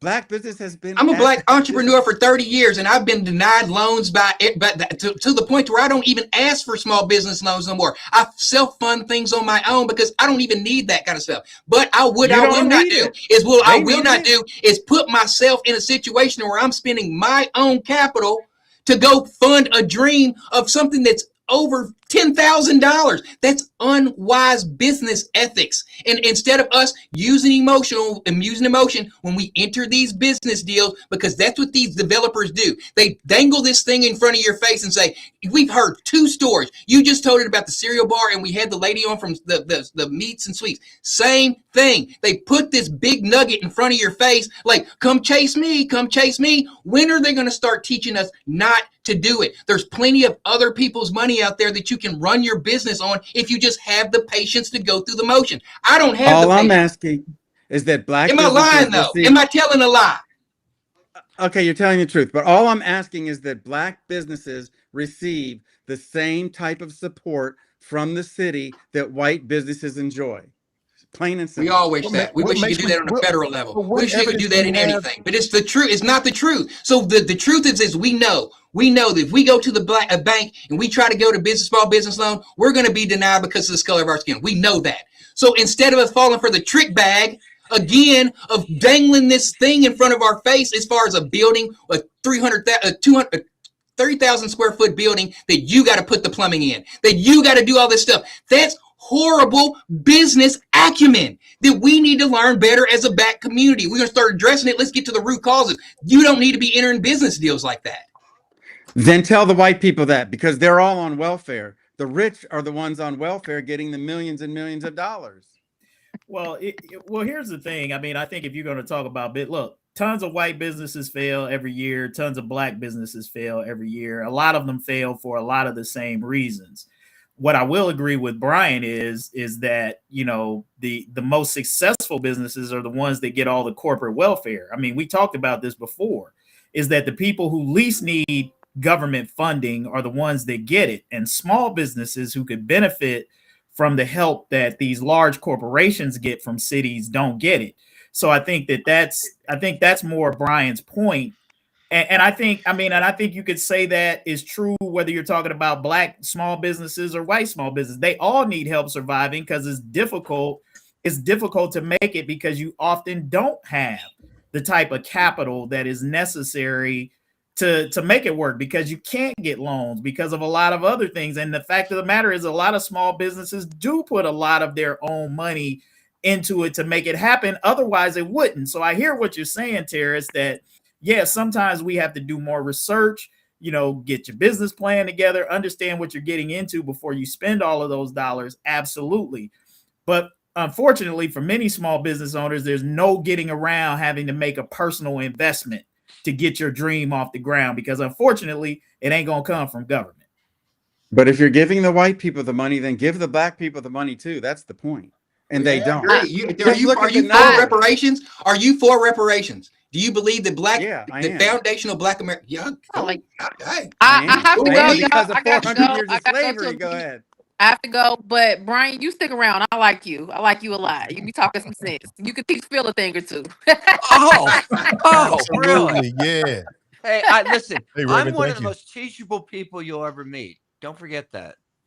I knew I'll your keep that. father I'll when keep he that was in a You good mind, don't guy. believe Phil. it, but But don't forget. I feel like you and Brian need to get together and have a couple of conversations. That's all I'm saying. Yes. Yes. See Yes. y'all. Thanks for your time. See you, Raymond. See you, Raven. Good seeing you. After saying that, Dina she writes, "I'm late. Who is Brian? Who is Brian? Tell us Are about you yourself, asking Brian. For me? folks who don't know you, yeah. Who are you? What do you do? Okay. Well, briefly here, I am the I son of can tell you, Patricia. he's a You don't even follower know of me, Phil, this That's guy. not my I guy. am He's Come Brian on, Gary. Phil. I'm the Mondami. son of Great Patricia interrupter. Gary, Mondami. the queen of affordable housing in Cincinnati. She started the affordable housing movement. She was the head of the Community Development Corporation Association for 50 years. I'm telling you how I was raised. She chose to raise me in Bond Hill. She could have raised me anywhere. I was raised on 1765 Catalina on the corner of Catalina and Phantom Avenue. She was at the time the president of the Bond Hill Community Council with Russo O'Neill. That's the first. That's Russo O'Neill, the pastor who would now be, probably 130 years old. He's Russo's father. So there's Russo the third, Russo the second, Russo the first. They were co-presidents of the Bond Hill Community Council. I'm telling you that to tell you what informed me. And what next informed me was Reverend Morris McCracken, Phil, who your parents knew very well and spent much time with. Oh, you're And coming to the yes, quick. and I know you're Reverend talking Morris about. McCracken Just quick was question: arrested which at Russo? I least was pretty 20 good friends times, with. including at Coney Island, including on Spring Street, trying to protect the housing and over the Rhine, and for many other issues involving the West End. He started Camp Joy. He started Talbot House. And these are the people who are the influences on my life and the footsteps that I am attempting to walk in. Go Well ahead. said. Well All said. right. And did. So, By the way, can I quick question? Sure. In all seriousness, I remember Reverend McCracken. You guys know who he's talking about? no. Tell him who he was, and I assume he's passed away. Is that right? Reverend Morris McCracken passed away in 1997. He was 92 years old. His church was in the West End at 932 Dayton Street, which I was a member. He was a white guy, though. Am I right? Reverend McCracken is white, Yeah. for practical purposes, but not all For skin practical folk are my purposes. kinfolk, as they say. Yeah. So skin is, as Martin Luther King said, it's not about the color of the skin. Of course, in some people's minds it is, but in reality, some Black people are more white in terms of, getting all white on me, and some people are more Black. In other words, being more down with the people. And so Reverend McCracken was one of those people who I was fortunate to meet when I was a wayward kid, when I was 18 years old, and he helped save my life and direct the course of my life, forevermore. And I'm, eternally grateful for that. He was kicked out of the Presbyterian Church because he refused to buy guns and bombs by paying taxes. He started his own church then at 932 Dayton Street. Again, he started Talbot House. If you're familiar with it, it's, $100 million organization. He started Camp Joy. And you can ask anyone. There's a huge plaque, bronze plaque in front of the Finley Street neighborhood house that says that he started Camp Joy. Many other things that he started, and the list can go on. But he cared about people, and he was willing to put his body on the line. He was tased by the police in Columbus for standing up for welfare recipients. He was his arms were over his back, and he was drugged down the steps. Face first. His finger was broken. And I said to him, Mac, because I love this man with all my heart. I traveled around the country with him. I said, Mac, I want to kill those cops. You know what he said? Without a blink of an eye, without a second of hesitation, he said, kill what they do. Kill what they do. Also, when somebody mentioned Main Street, when they were talking about Main Street and how it was, they eradicated the Black people off of Main Street. Well-beloved people like Dr. Aji, who sold, bicycles at 13th and Main, and then they moved him out and he died 2 weeks later. But Reverend McCracken, I said, I want to bust out all their windows on Main Street. And what he said again, without a moment's of hesitation, I said, I want to go down there at night with some ball bearings and a slingshot. I told him what I was going to do. And he said, I wouldn't do anything at night that I wouldn't do in broad daylight. I'm just saying many things that he said and how he treated Sounds me. like my kind of guy. He's not non-judgmental. I had a child out of wedlock. I said, Mac, I got this person pregnant. He said, I don't know what to say. I mean, he was just non-judgmental. He loved me for who I am. I had blue hair, chains, spikes, all that stuff.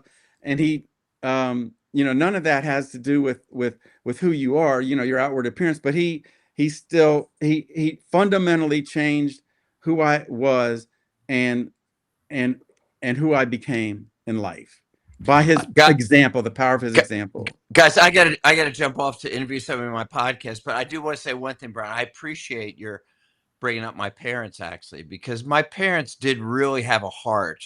They did for a lot of causes. Now, some mom people and say, dad. well, what happened to you? But putting that what aside, happened to you? I was gonna say that. Yeah, that was bucks. Boy, You got the Heimlich apple bucks. falls Like, far from the tree. The apple rolled away from Rolled the down the tree. hill, out in the street, down in the sewer grate.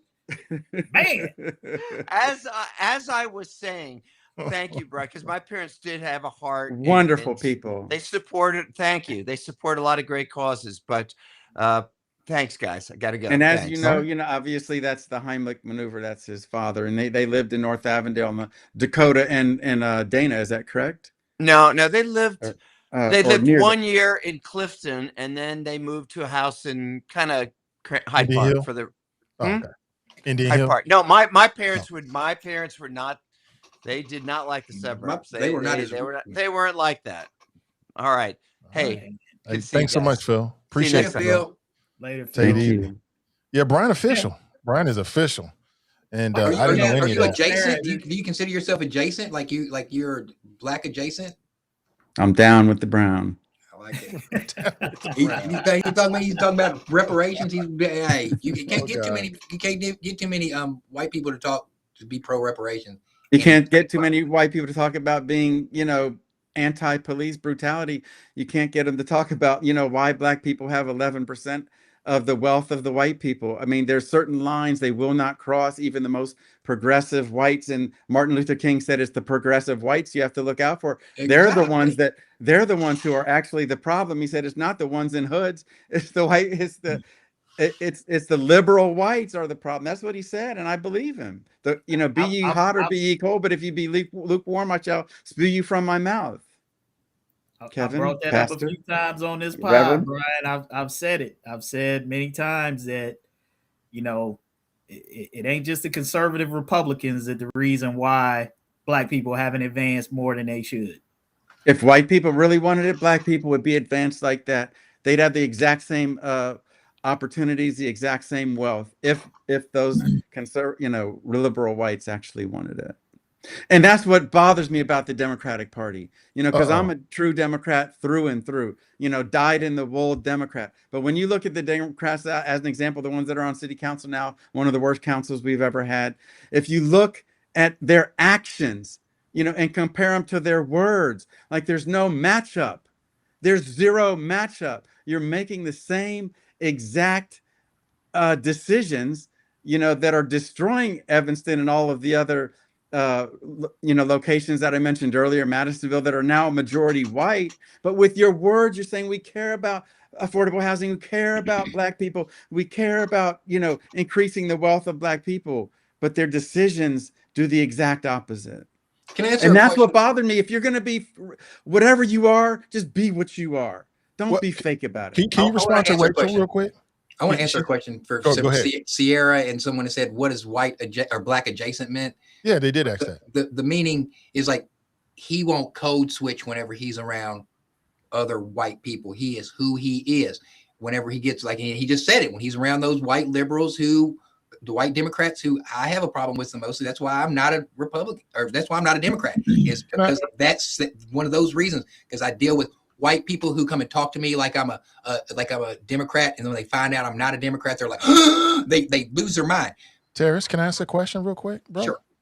I want to ask this question very gently, but did you code switch when you were talking to this man right here? Absolutely not. I told you what we talked about. We pulled up my son's race, and I was talking to him about African immigrants. I was talking about immigration. Me and Ed Gallery watched my son's race, his NCAA race, and saw where it's the guy who beat him, and we talked about immigration. So no, I didn't code switch. That's why I meant by adjacent. I don't care who I am. black, white, or whatever. I'm going to be the same person who I am. And that's why I asked him if he was black adjacent, because when I get the picture that when he's, no matter where he's at or who he's around, he's going to be the same person. That's why I asked him if he was black adjacent. D. White writes, I agree with Brian about this council. Yeah, Michelle Dillingham said she's very critical to the council. A lot of people are very critical to this council. $3 bill. Now, is this? I'm pushing all buttons, not all, but I'm pushing buttons and stirring the pot. Okay, for the sake of the conversation. Now, you ran for city council a few times, didn't get an endorsement. Is some of this sour grapes about that, or? In fact, I was endorsed in one of the times that That's I ran in 2007. By the Democrats? When there was by the Democrats. Okay, My office was, in fact, in the Democratic Party office that had about 6 rooms. The one room was the executive director's room. All the other rooms were ours. We took over. We had a huge, energetic campaign. They paid for all my postage. Yeah. But back then things were different, and each Democrat ran as an individual. You didn't run as a group. In fact, some of your Democrats were your opponents, so to speak. And, I personally, I partnered with Minette Cooper. So her campaign manager and my campaign manager were together, and we ran together as a race. So anytime we were handing out literature, we were handing out hers, and vice versa.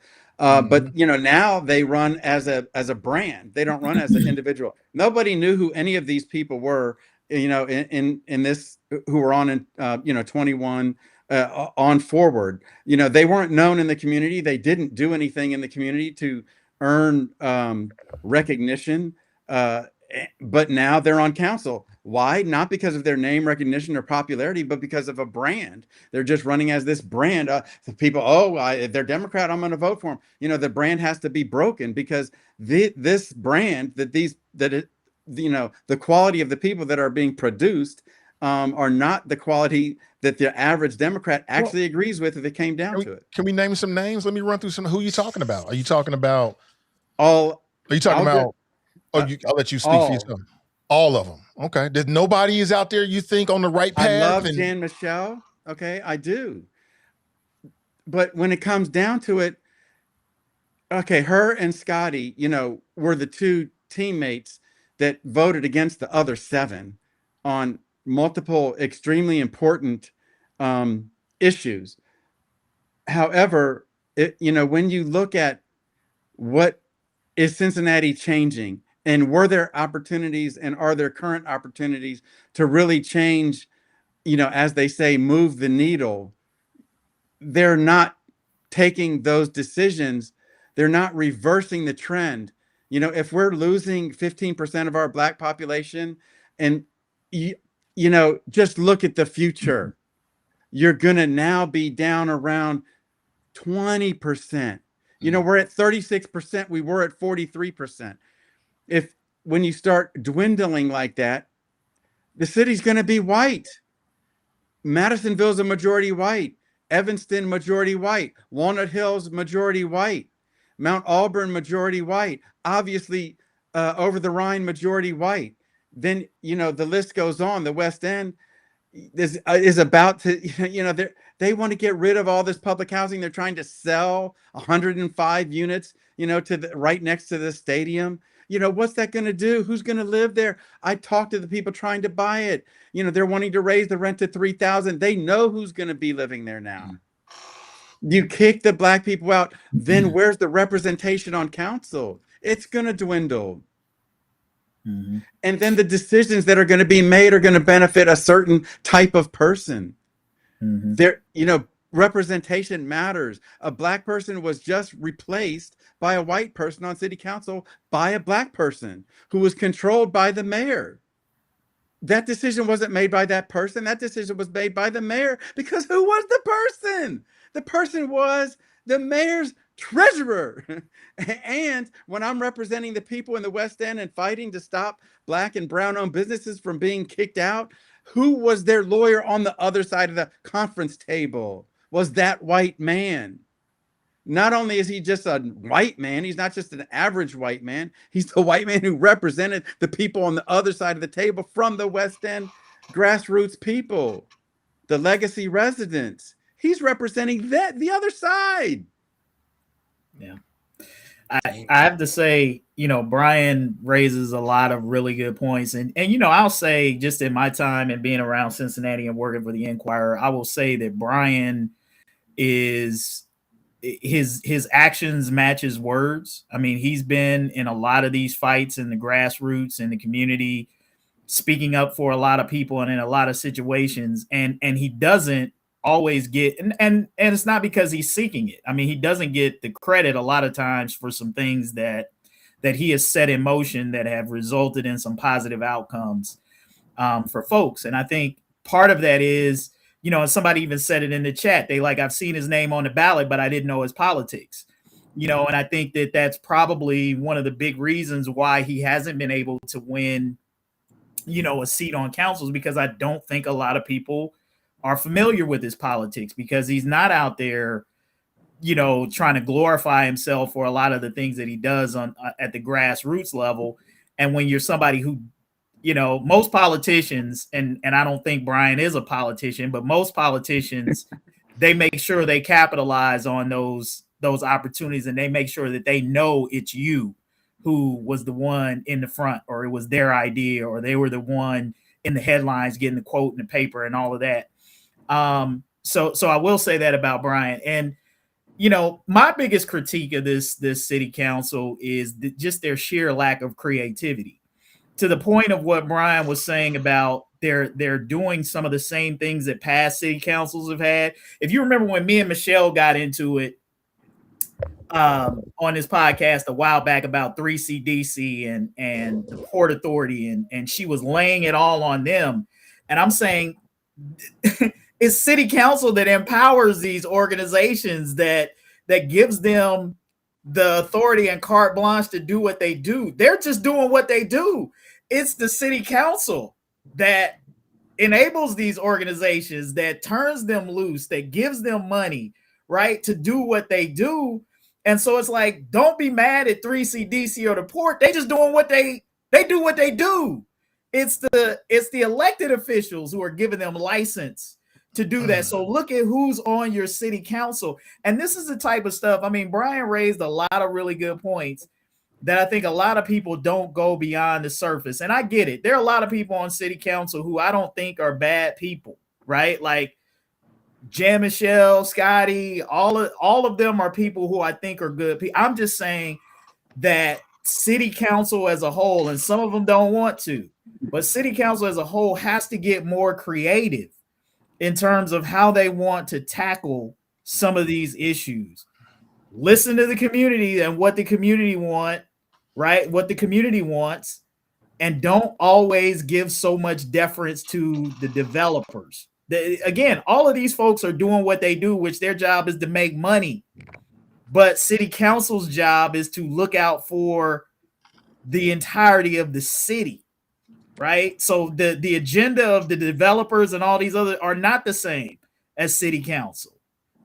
And you have to be able to discern from what they're telling you, from what your residents are telling you, and what you need to do. Well, it looks like, switching gears here, it looks like Cincinnati Public Schools is going to do something creative and something different. They voted to put an earned income tax before the people of Cincinnati. And, because of budget shortfalls, politicians on the state level is taking money away from Cincinnati Public Schools. So this is the reaction to it. Now they're going to go back to people who work here. You might not even live in the city, but you work in the city, and you could potentially be taxed. Is this the right way to support public education in Cincinnati? I'm sorry, Nate, can you elaborate? Is that you said earned income tax?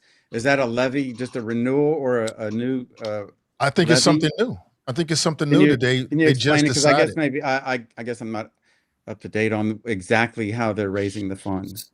Yeah. So the Ohio Department of Taxation calculated there will be a rate of 0.75 will be needed to raise the annual revenue for a sum of $74 million.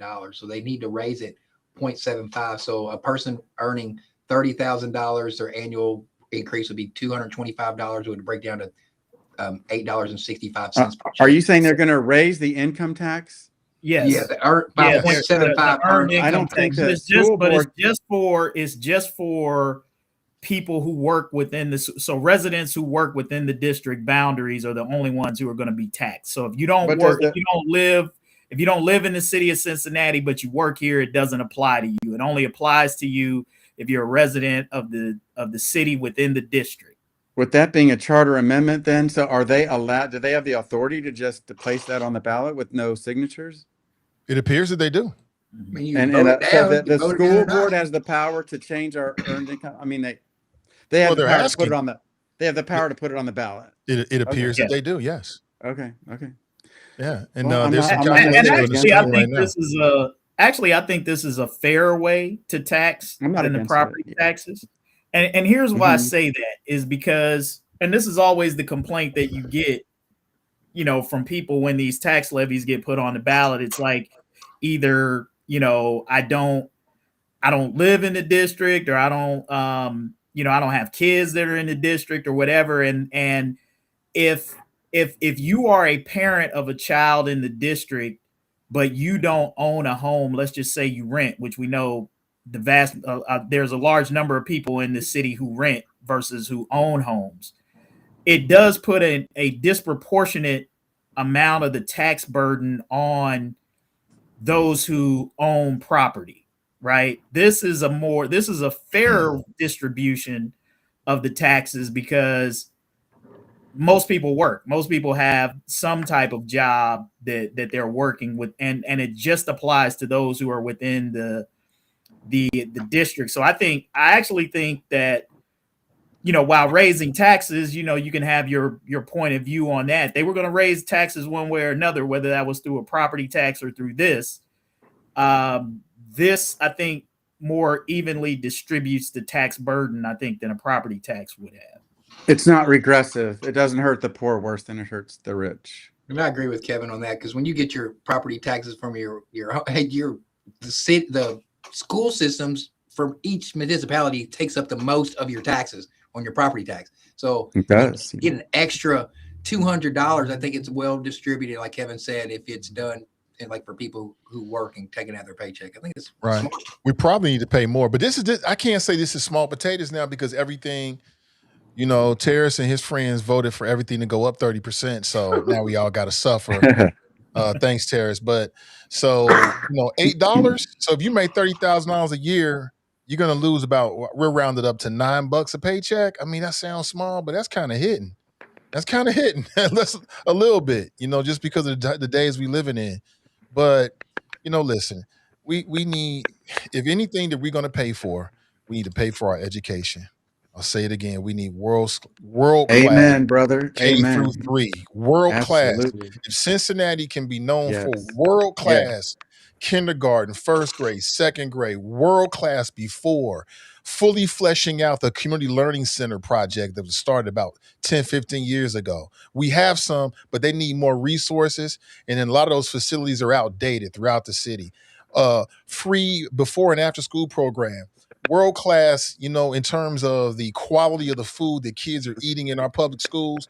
World class. If we do that, families will want to move here. It's just that simple. Families will want to move here from all over the country. When families move here, that means businesses are going to move here. That's what we need to be doing. So 100%. I have no problem with it. And I think it's criminal on some levels that the state is not funding it, you know, based up to the promises that the state has already made. We should be working in partnership to make Cincinnati world class. And we can do that. This is achievable. This is achievable. And this will make our city, our region, and every family, and again, it's not going to be an immediate return, but that investment over decades will make this city and this region and this state what we all want it to be, because we live here. Forever. We live here. Forever. So we need to put the money into it. You know, this is an easy fix. Some things you got to throw money at it. Yes, you do. Is there going to be some waste and some bloat? Yep, sure is. But overall, we're going to achieve the goals, which is world-class education for our kids here in Cincinnati. Why would anybody be against that? I just don't get it, but that's what I think. So are we all in agreement this is the right way to go? I need Terrence, you kind of staying out of it because it's a Cincinnati thing. I know. I think it's right, though. Okay. All right, yeah. Let me see what's in the chat. See what people think. Dina. Darius, he said that's a whole pre-roll at the dispensary. Okay. Take your word for it, bro. D. Weiss writes, I believe it's a fair way instead of just depending on property owners. Yeah, I agree. When Kevin said that, I agree with it. Dina writes, there are a ton of people who do not live in the city, but their children attend CPS. If you drive through Cincinnati and never stop, you still are going to benefit from a thriving public school system, thriving ecosystems here. Everybody benefits on every level. It's the best investment we can make. Like those Scandinavian countries we always looking at, they're ranked at the very top of like the best quality of living. They've done that. They do this. We should do that. So I wonder if Dina is saying that as if, you know, if you don't live in the district, but your kids attend, are you getting out of having to pay that tax? Because remember, it's for residents of the district. So if you didn't, I don't know how that works if you live someplace else, but your kid still goes to CPS. Maybe that was the point she was trying to make. Oh, okay. Not that they wouldn't benefit, but somehow or another they might be skating out on the tax. Carolyn writes, Nathan, it's a no. I understand. Dina writes, I don't have children. It's a no for me. I understand that to a point. If you're going to live here, then you should want to. You should want to invest to make sure that the people around you are living good. It's real simple, man. Like nobody benefits from having everyone, thirsty, an desperate educated people on the streets. City. Everybody benefits. You want an educated city. Everybody. You want an educated society. You want everyone to benefit. So when you have a whole bunch of uneducated people, that affects your society. That affects crime. You know, that affects your quality of life. You want to increase and especially for the future generations. I mean, it's not just us. We're not going to be here. You want the children to succeed both now and into the future for generations to come. It will affect not just this generation, but this down 7 generations. Native Americans said, what is our actions now? How is that going to affect 7 generations from now? That's what they cared about. And I think that's what we should care about. And in this instance, that's precisely what we should be thinking about.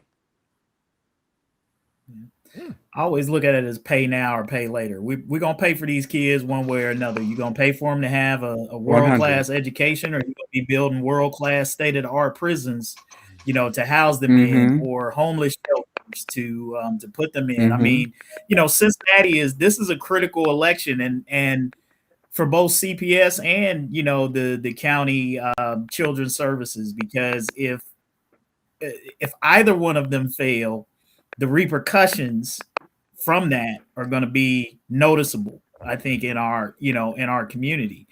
But then it's also, I mean, it's also a steep ask. I mean, I don't know. I don't think the county's decided on what that levy is going to look like and what they're going to ask for. But, you know, it's going to be a cost, you know, for both of these things to happen. And I think, you know, people will have to make a very difficult financial decision about, you know, not just their own personal households, but what kind of community do they want to live in.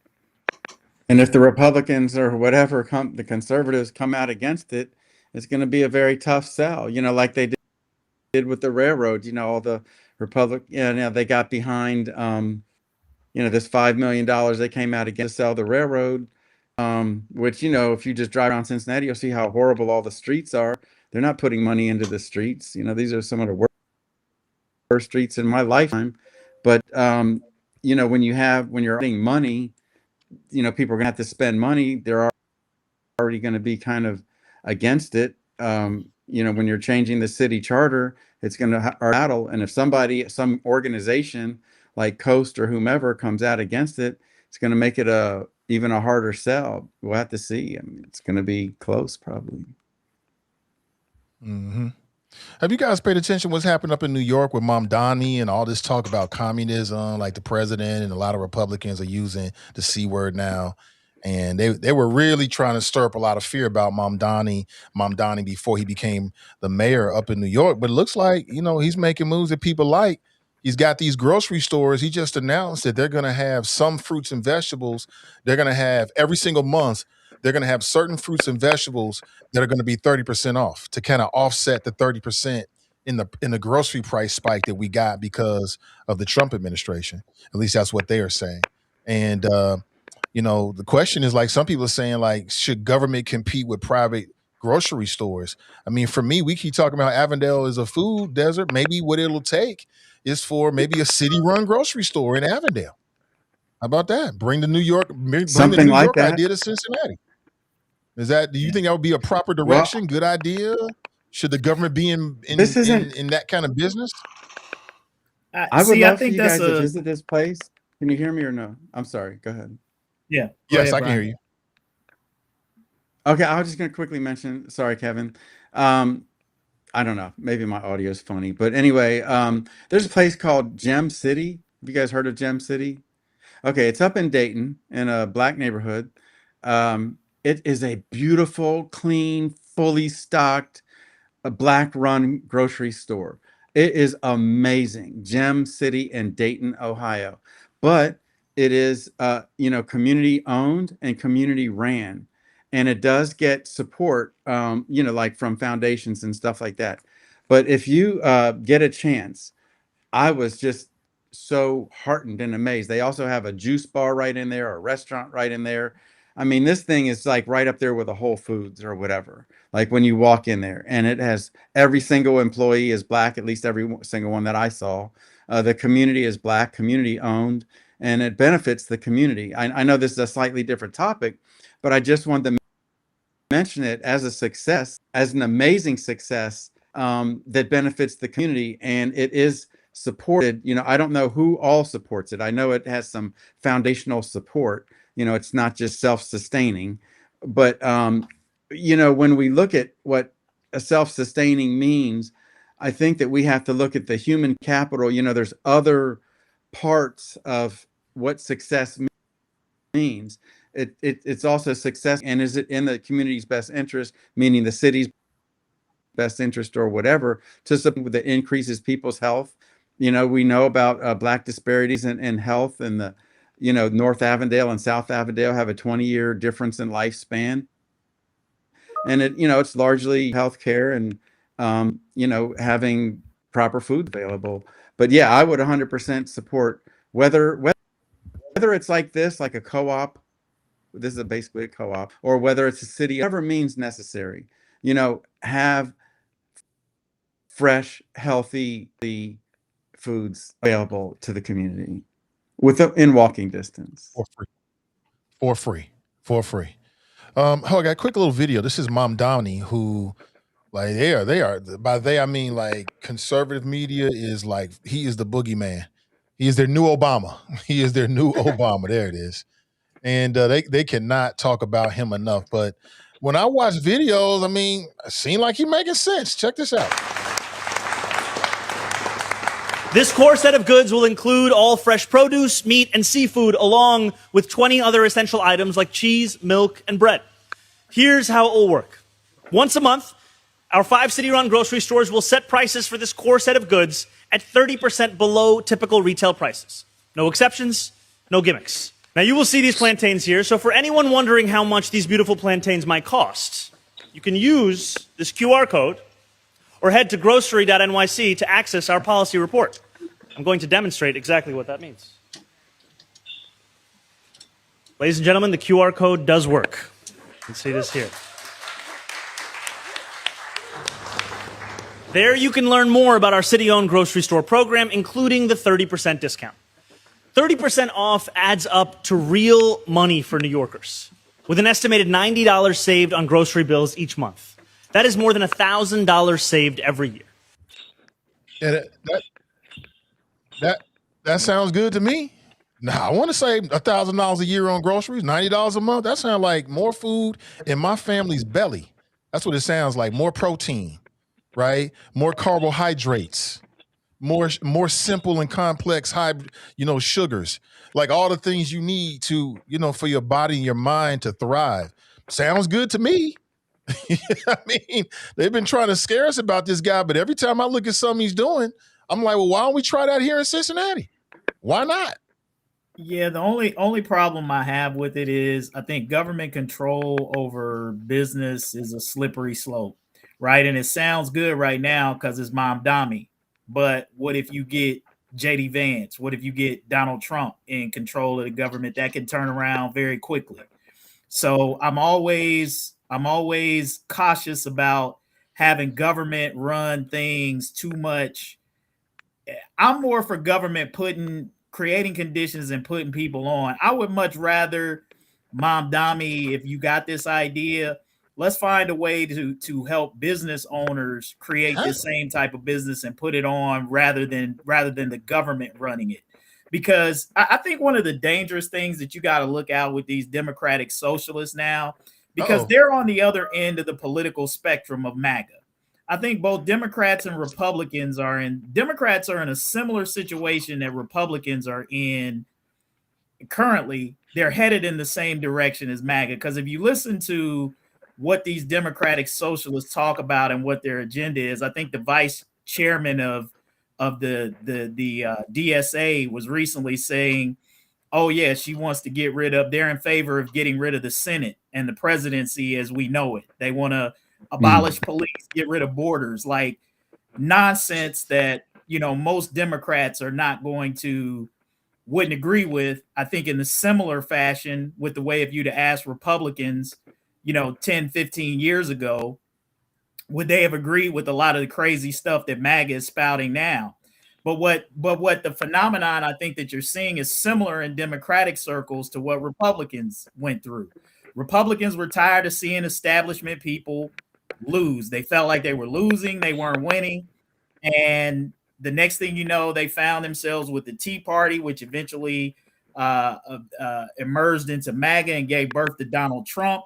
And I think Democrats are in a very similar situation right now because many Democrats are fed up with establishment Democrats, feel like they're not winning, and they're leaning more towards people like Mom Dami and some of these democratic socialists. But you got to you can't just look at, hey, the grocery store idea is a good thing. You got to look at the whole platform that they're talking about, because that's how you wind up with a democratic version of MAGA, where the next thing you turn around and you got a party that's spouting a whole lot of things that you don't really believe, but you got to go along with it because they've wrestled control of the party away from more reasonable minded people. So I think Democrats need to be careful about, I'm not crapping on Mom Dami's idea, but I'm saying all of this stuff that sounds good, you can turn around and look up with a democratic version of MAGA in about 5 or 10 years if you're not careful. I like what Mandami is doing. I think that it's important to recognize when things are working right or could potentially have the potential to work right. In New York, they have a concentrated boroughs that these grocery stores could work well in. There's more like in a Cincinnati area to where we're at. Like we take into consideration the grocery store, the grocery store that just shut down. That's a different destination demographically than a borough in New York City. A borough in New York City is walkable, very walkable. You can walk to these grocery stores and get your groceries and walk back home. So I think that the fact where he's putting the location is going to make a difference, and it will be successful. I think it will be. I believe it'll be successful when others go to model that same system that Mandami is using. I don't know if it's going to be successful in places where people have to drive to where they're going, because they're used to driving to Kroger's where they're used to getting their things. That's just my opinion. For me, are they city owned though? I thought that they were privately owned, but the city supporting this, cheaper core basic products. That wasn't my reading of it. My reading of it is that the city opened it up itself. It may have some partners, but the 5. Yeah, my reading of it was that it was city owned and operated. Maybe people, but it was the city. You're probably right. But, I'm my not. thing is that look, I don't have a problem with the government dealing with problems. And so right now, one of the problems that we have is food deserts. And what is a food desert? A food desert is where for-profit grocery stores have decided not to put anything. right? And so if you're a local government and you're dealing with that situation, yeah, I think you should seriously look at starting it yourself, because if private capital wanted to do it, it would have already done it, right? Is there somebody? What is that? Yeah, there's some tapping in the Something. background. Are you tapping something, Brian? Is that you? No, there's no tapping. I've No been tapping? hearing that the whole time you've been. Yeah, I'm not sure what that is. It's interesting. Yeah, so It's yeah, I when have you no talk. problem with, Yeah. with government stepping in. And then there's just some things that government should do, like police departments and fire departments. There's just some things that serve a greater good. And I don't think that capitalism is the best way to attack it and to approach it for the betterment of the people. And I would put grocery stores in these days and times, as expensive as groceries are, man, yeah, let them get involved with it, and it might bring the overall cost of groceries down. I don't think so, because the suppliers are still going to be, I mean, it's like big business will rule. The Krogers, the Publix, the Myers, the big businesses will still squeeze the government businesses when it comes to the overall scheme of things. But for a walkable neighborhood in a borough like that, I believe it'll work with the government running things, so they have the ability to know their clientele. They have the ability to do price, like cost mitigation to where the flow of people that are going to be coming in and going out. If they try to take that to like a city-run place, and a place where they had to get in the car and drive to this city place just for because they're not going to get the quality of stuff that they're going to get at this grocery store, that city-run grocery store. They're going to be fighting and competing for prices for bulk goods just like everybody else. And I don't think that there's a farmer that are going to give them any discounts or anything like that just because of what they're doing, unless they teach people how to grow their own stuff and have a self-sustaining grocery store like that. But I don't think, like, long term, I'll say it again, in the boroughs and like the little boroughs, if you've been in New York and you know how everything is walkable, you can walk down all those things, that might work, where you can walk with your groceries, walk them home with you. But if you have to drive somewhere, it's over. So let's just take this for example.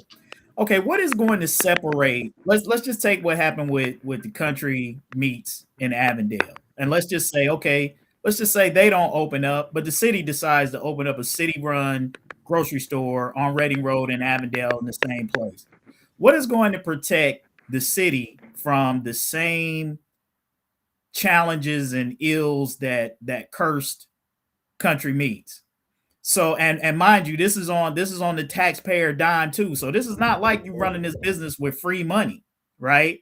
And you're running things at discounted rates. And so you still got to deal with all of the challenges and competitions that a business would have to deal with, all of the challenges that country meats went with, except for this is on the taxpayer dime. This ain't like they're printing money and putting it out there to run this grocery store. So you got to deal with shrinkage. You got to deal with all of that same type of stuff. And so ultimately, if the city is unable to compete, or they're unable to maintain that spot without a high cost, is that something that taxpayers are going to be willing to support? If the city has to say, hey, we got to make some budget decisions, and we got to, the city's already in a budget deficit.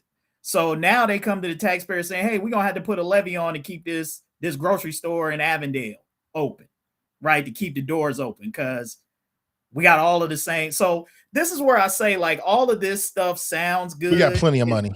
It's okay. Well, we got plenty of money. We got $600 million sitting in a flood. This is why I say what we need to see. You'll know when this state is moving in the right direction when you hear more about city-state partnerships. City-state partnerships. Cincinnati is not operating in a vacuum. Cincinnati is a city in the state of Ohio. We all pay state taxes. We should hear more about the state and the city working together in cooperations to address our issues. We got plenty of money. We got $600 million that was sitting in a slush fund. They could use $100 million of that and set these grocery stores up, set up all kind of programs. It is the will of our elected officials who are deciding on what they're going to put our money on. But we got plenty of money. We pay plenty of taxes. We got plenty of money in this state to address all of our issues if they just decided to do it. Yeah, and so hence why I'm not in favor of government doing this kind of thing, because exactly what you said was politics, which was my initial point. when politics are involved, which is the essence of government, you don't get good or consistent outcomes because it changes with the whims of who's ever in office. And because the city, you just said the city and state should be working together, but they don't. And to think that, yeah, we got plenty of money, but if it was that simple, Nathan, they would already be using it. They would be using the plenty of money in the ways that you express, but they don't because of politics. And so I think I know it's well-intentioned, but as they say, the road to hell is paved with good intentions.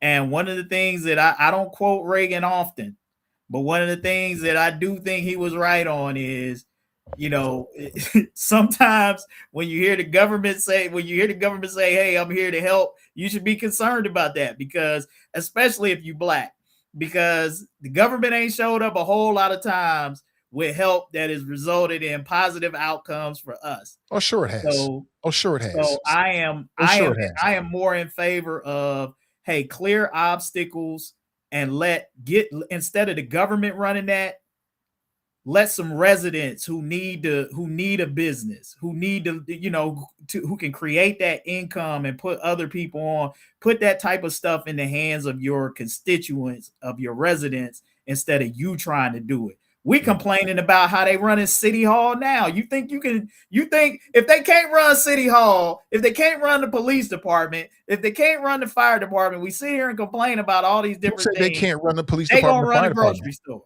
Who said that? Well, we just spent the first half of the show. When do we agree that they can't run it? I mean, they seem to be running quite well. If you get a fire, if your house breaks out in a fire in the city of Cincinnati, you're going to call the Cincinnati Fire Department. Okay, Chad, how many people in the chat? Let me finish though. They're going to show up in a timely manner. Let the chat answer. How many people in the chat? But you're talking to me. We can get to the chat in a second. I'm responding to you. Okay. If you call the police, they gonna show up. It's working perfectly. It works the way it's supposed to work. Right. If you get a fire, the fire department's going to show up. Yeah. These finely trained men and women are going to address your issue as good servants. I guess we need to close up the debate on hot mic, because there ain't nothing to debate if the city is doing everything and good. Well, I'm saying we all trust the city to run fire and city and police. Sure, no system is perfect, but they run that to our satisfaction. They could put the same. There's a lot of smart people. They could put to everybody's satisfaction. You don't speak for all everybody. I don't want to get caught up with that. Just say they run it to your satisfaction. They run it to everybody's satisfaction. Okay. I mean, I'm just speaking in general terms. Well, you shouldn't speak in general terms, because they don't run it to I don't want to get beside my point. That's not even my issue. My real issue, as I said, is we keep talking about what the city can't do, and yet the city runs a fire department. They run a whole city. They run a police department. They can run a grocery store too. They can do that too. And yeah, there might be some kinks in the road, but humans, very smart, intelligent people that do this work for the city, they can figure it out. This idea that it's just because government's doing it's going to go wrong is some of that Reagan BS that they put out there to get people to not trust government so that Trump and his boys can do what they're doing right now. Y'all need to stop. I think what Trump and his boys are doing right now is every reason why you don't want to put too much in the hands of government. No, that's not why. That's like the idea. You like the ideas, Nathan. You like, this is the problem. You like the ideas now because Tell me what the problem is. You like the people who are doing it, but the people who are doing it, that presupposes that the people who are doing it are always going to be the people who are doing it. And that ain't the way that politics works. That ain't the way that government works. You should never start an idea. So what you're telling me is we should never start good ideas because the next administration might go the opposite direction. I know you're not suggesting that. That makes no sense. I'm suggesting when you're talking about government run things. Yeah. Yes, that's what I'm suggesting. So we should never start anything under any administration because the next administration might go the opposite direction. That doesn't make any sense. That's the opposite of progress. We're talking about business. We're not talking about everything. We're talking about governance. I'm talking about business. I'm talking about government running. If you want to change the conversation, let's talk. You want to talk about business? That's what the conversation was. Government running grocery stores. Okay. Oh, okay. Is that not a business? That's And exactly been what my we're talking point. about. I said Business. I don't think government should be in the business of running business. Right. That's what I said. That's been the discussion point. Right. But it doesn't make any sense. And here's why. And I'll just make the point I said Don't before. make no sense to you. How can you say that government can't do something when we're looking at all the things that government is running, like your fire department, your police department? I mean, people may not remember this, but there was a time when you didn't have locally governmental run fire departments. It was all a bevy of small businesses. And you know what happened? It was corrupt. You know what the cities need to It stick was to? corrupt. The government needs to stick to that. It was they corrupt, need to Kevin. When they need to stick to police. They need to stick to fire. They need to stick to fire trash department. collection, It was making corrupt. sure your streets is paved. They don't need to be running grocery stores. That's what they need. They need It to was stick corrupt. to basic services. Master It that was corrupt. first. Master that And first. it was also Master that first. Fix my street so that I'm not driving over potholes Most people can walk and chew gum at the same time, Kevin, and government can do multiple things at the same time. I know you've been taught by Reagan that government can only do one thing at a time. On this But podcast, government, you got all kinds of people in the city. You the only apologist. I'm gonna let you get the floor. You need to run for city council, Nathan. You need to run for city council or at least run as their PR person, because you do a hell of a better job than they do of stumping for city council and talking positive about the city. They need to hire you, because clearly what we talk about on this every podcast is antithetical to what you sitting here talking about. That's what I'm saying. We might as well shut Hot Mike down if what Give me an example of what you mean. That the city is just doing everything perfectly, immaculately. You've heard me say that? Ask all of those people who have you heard me say that? Who are dealing with flooding. Ask those people who are living in potholes. Have you heard me say that? Ask all those people who feel like their neighborhoods have been disinvested, how City Hall is doing. Come on, bro. You don't even believe that stuff you talking. I don't believe what stuff I'm talking, because I haven't been able to get a word in. You've been doing all the talking. Okay, you've been telling me what I think. I'm gonna be quiet. Oh no, it's too late now. You invested. You have been telling me. You have been telling me what I think and what I said. I'm just trying to understand. Great job. That's what you got. I want to hear you, so I'm gonna be quiet and let you finish. No, I just said I'm done. Right. So give me some. You never heard me use those terms, but I understand the art of the conversation. So that's clearly not how I feel about it. And I'll reiterate my point. If government can do these other things like your fire department, which used to be not locally governmental run across the country, it used to be just a bevy of different small time businesses. The mafia even got involved. It was totally corrupt. And people who had money used to get their fires put out. And if you didn't, your house burned to the ground. So that's a great example of how government came in and made it better for the people. All I'm suggesting is that because grocery prices are so high because Terrence and his friends voted for Trump, and via his tariffs and his war in Iran, now grocery prices are 30% higher for everybody. Since we are in such dire circumstances, and we also have food deserts like we do in Avondale, all I'm simply suggesting is that we look at New York and see if they've got some ideas that we can bring here. And if it works in New York, if the city government in New York can do it, we can do it here in Cincinnati. I will refuse to believe that somehow they have smarter people that work in New York than we have here in Cincinnati. That's all I'm suggesting is, if I see a good idea, why don't we try it? If it works, it works. If it don't, it don't. That's it. And I'm willing, if they bring it to Cincinnati, it don't work, okay, it didn't work. If they bring it to Cincinnati and it works, we found a good idea. I think that's how ideas are supposed to spread, at least good ideas. Dina, she on me. She writes, Nathan had no problem telling me what I should do with my money. It's still a no for CPS, and you don't speak for me, sir. That's how I heard it. No, ma'am, I am not trying to speak for you, Dina, in any way. Not in any way. I'm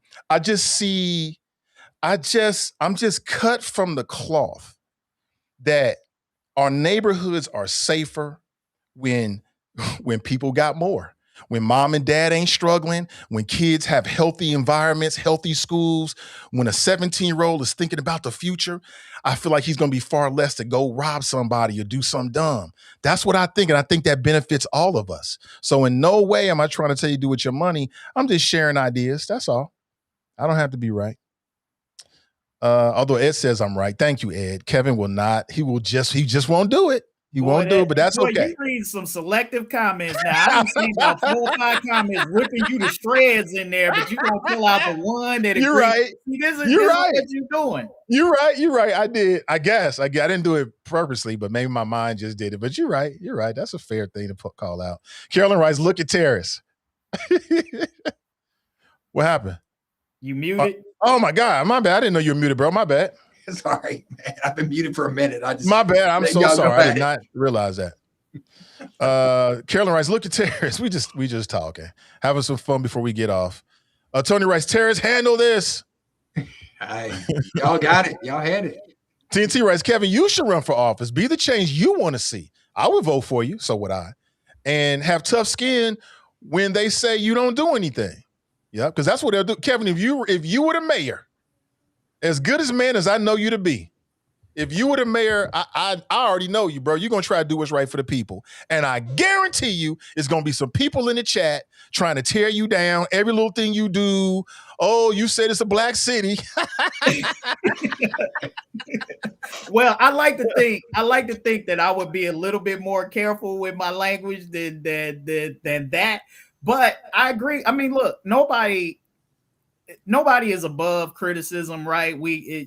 Everybody, until you sit in that seat, everybody think that they can do it better than the person who's in the seat, right? When I was a reporter, I thought my editors was dumb as all get out, and that when I became an editor, I was gonna be the best ever. And I think I was, but I still had people questioning my decisions, my judgment, and it's because you say this point, and I think it's true, is that there are a lot of things that go on that we don't know all of the details. We don't know everything that's going on. We only know what comes out, what we see, what comes out in the media or what comes out in community discourse and conversation. So I get that there's a certain amount of grace that you have to give people, and politics moves slow and it's difficult to get through. But I think when I look at, the frustration for me is like when I look at other communities and I see how they progress. Some communities that have progressed faster than us, some minority communities that have progressed faster than us. And it's like, I just get frustrated by this notion that whatever we are doing, whether it's who we're electing or how politics works or the money, or there's just something that ain't working for us the same way that it seems to be working for other people. And it's like, we got to figure that out, and whether that's, we're not electing the right people selling out when they get there, things change. I don't know what it is. But it is, I think everybody feels that same frustration of when you look around, it seems like a lot of people are winning, but us, and not that we not getting some victories. I don't want to say like we ain't getting nothing, but man, it sure does seem like when you look around, the struggle for us is extra, and it doesn't get as improved as you would think in 2026. That's where a lot of my frustration comes from. That's all Terrace's fault. That's Terrace's fault. And I'm joking about that. I'm just messing with Terrace, my brother. But listen, real quick, I know you guys got to go, but we got to touch this. Down in Tuskegee University, man, everybody's been talking about this, and I got some strong opinions, but Tuskegee University, HBCU, historically black college or university, they've got this new student dress policy, banning bonnets, durags, cell phones. They say it's a part of a broader push to usher in like professionalism, like teaching these young college students about how to conduct yourself, how to dress. Apparently they had a whole bunch of students that was going to class with flip-flops on and bonnets and durags and stuff like that. And apparently somebody thought it was a problem. And they made the change. And yeah, do dress codes prepare students for professional environment?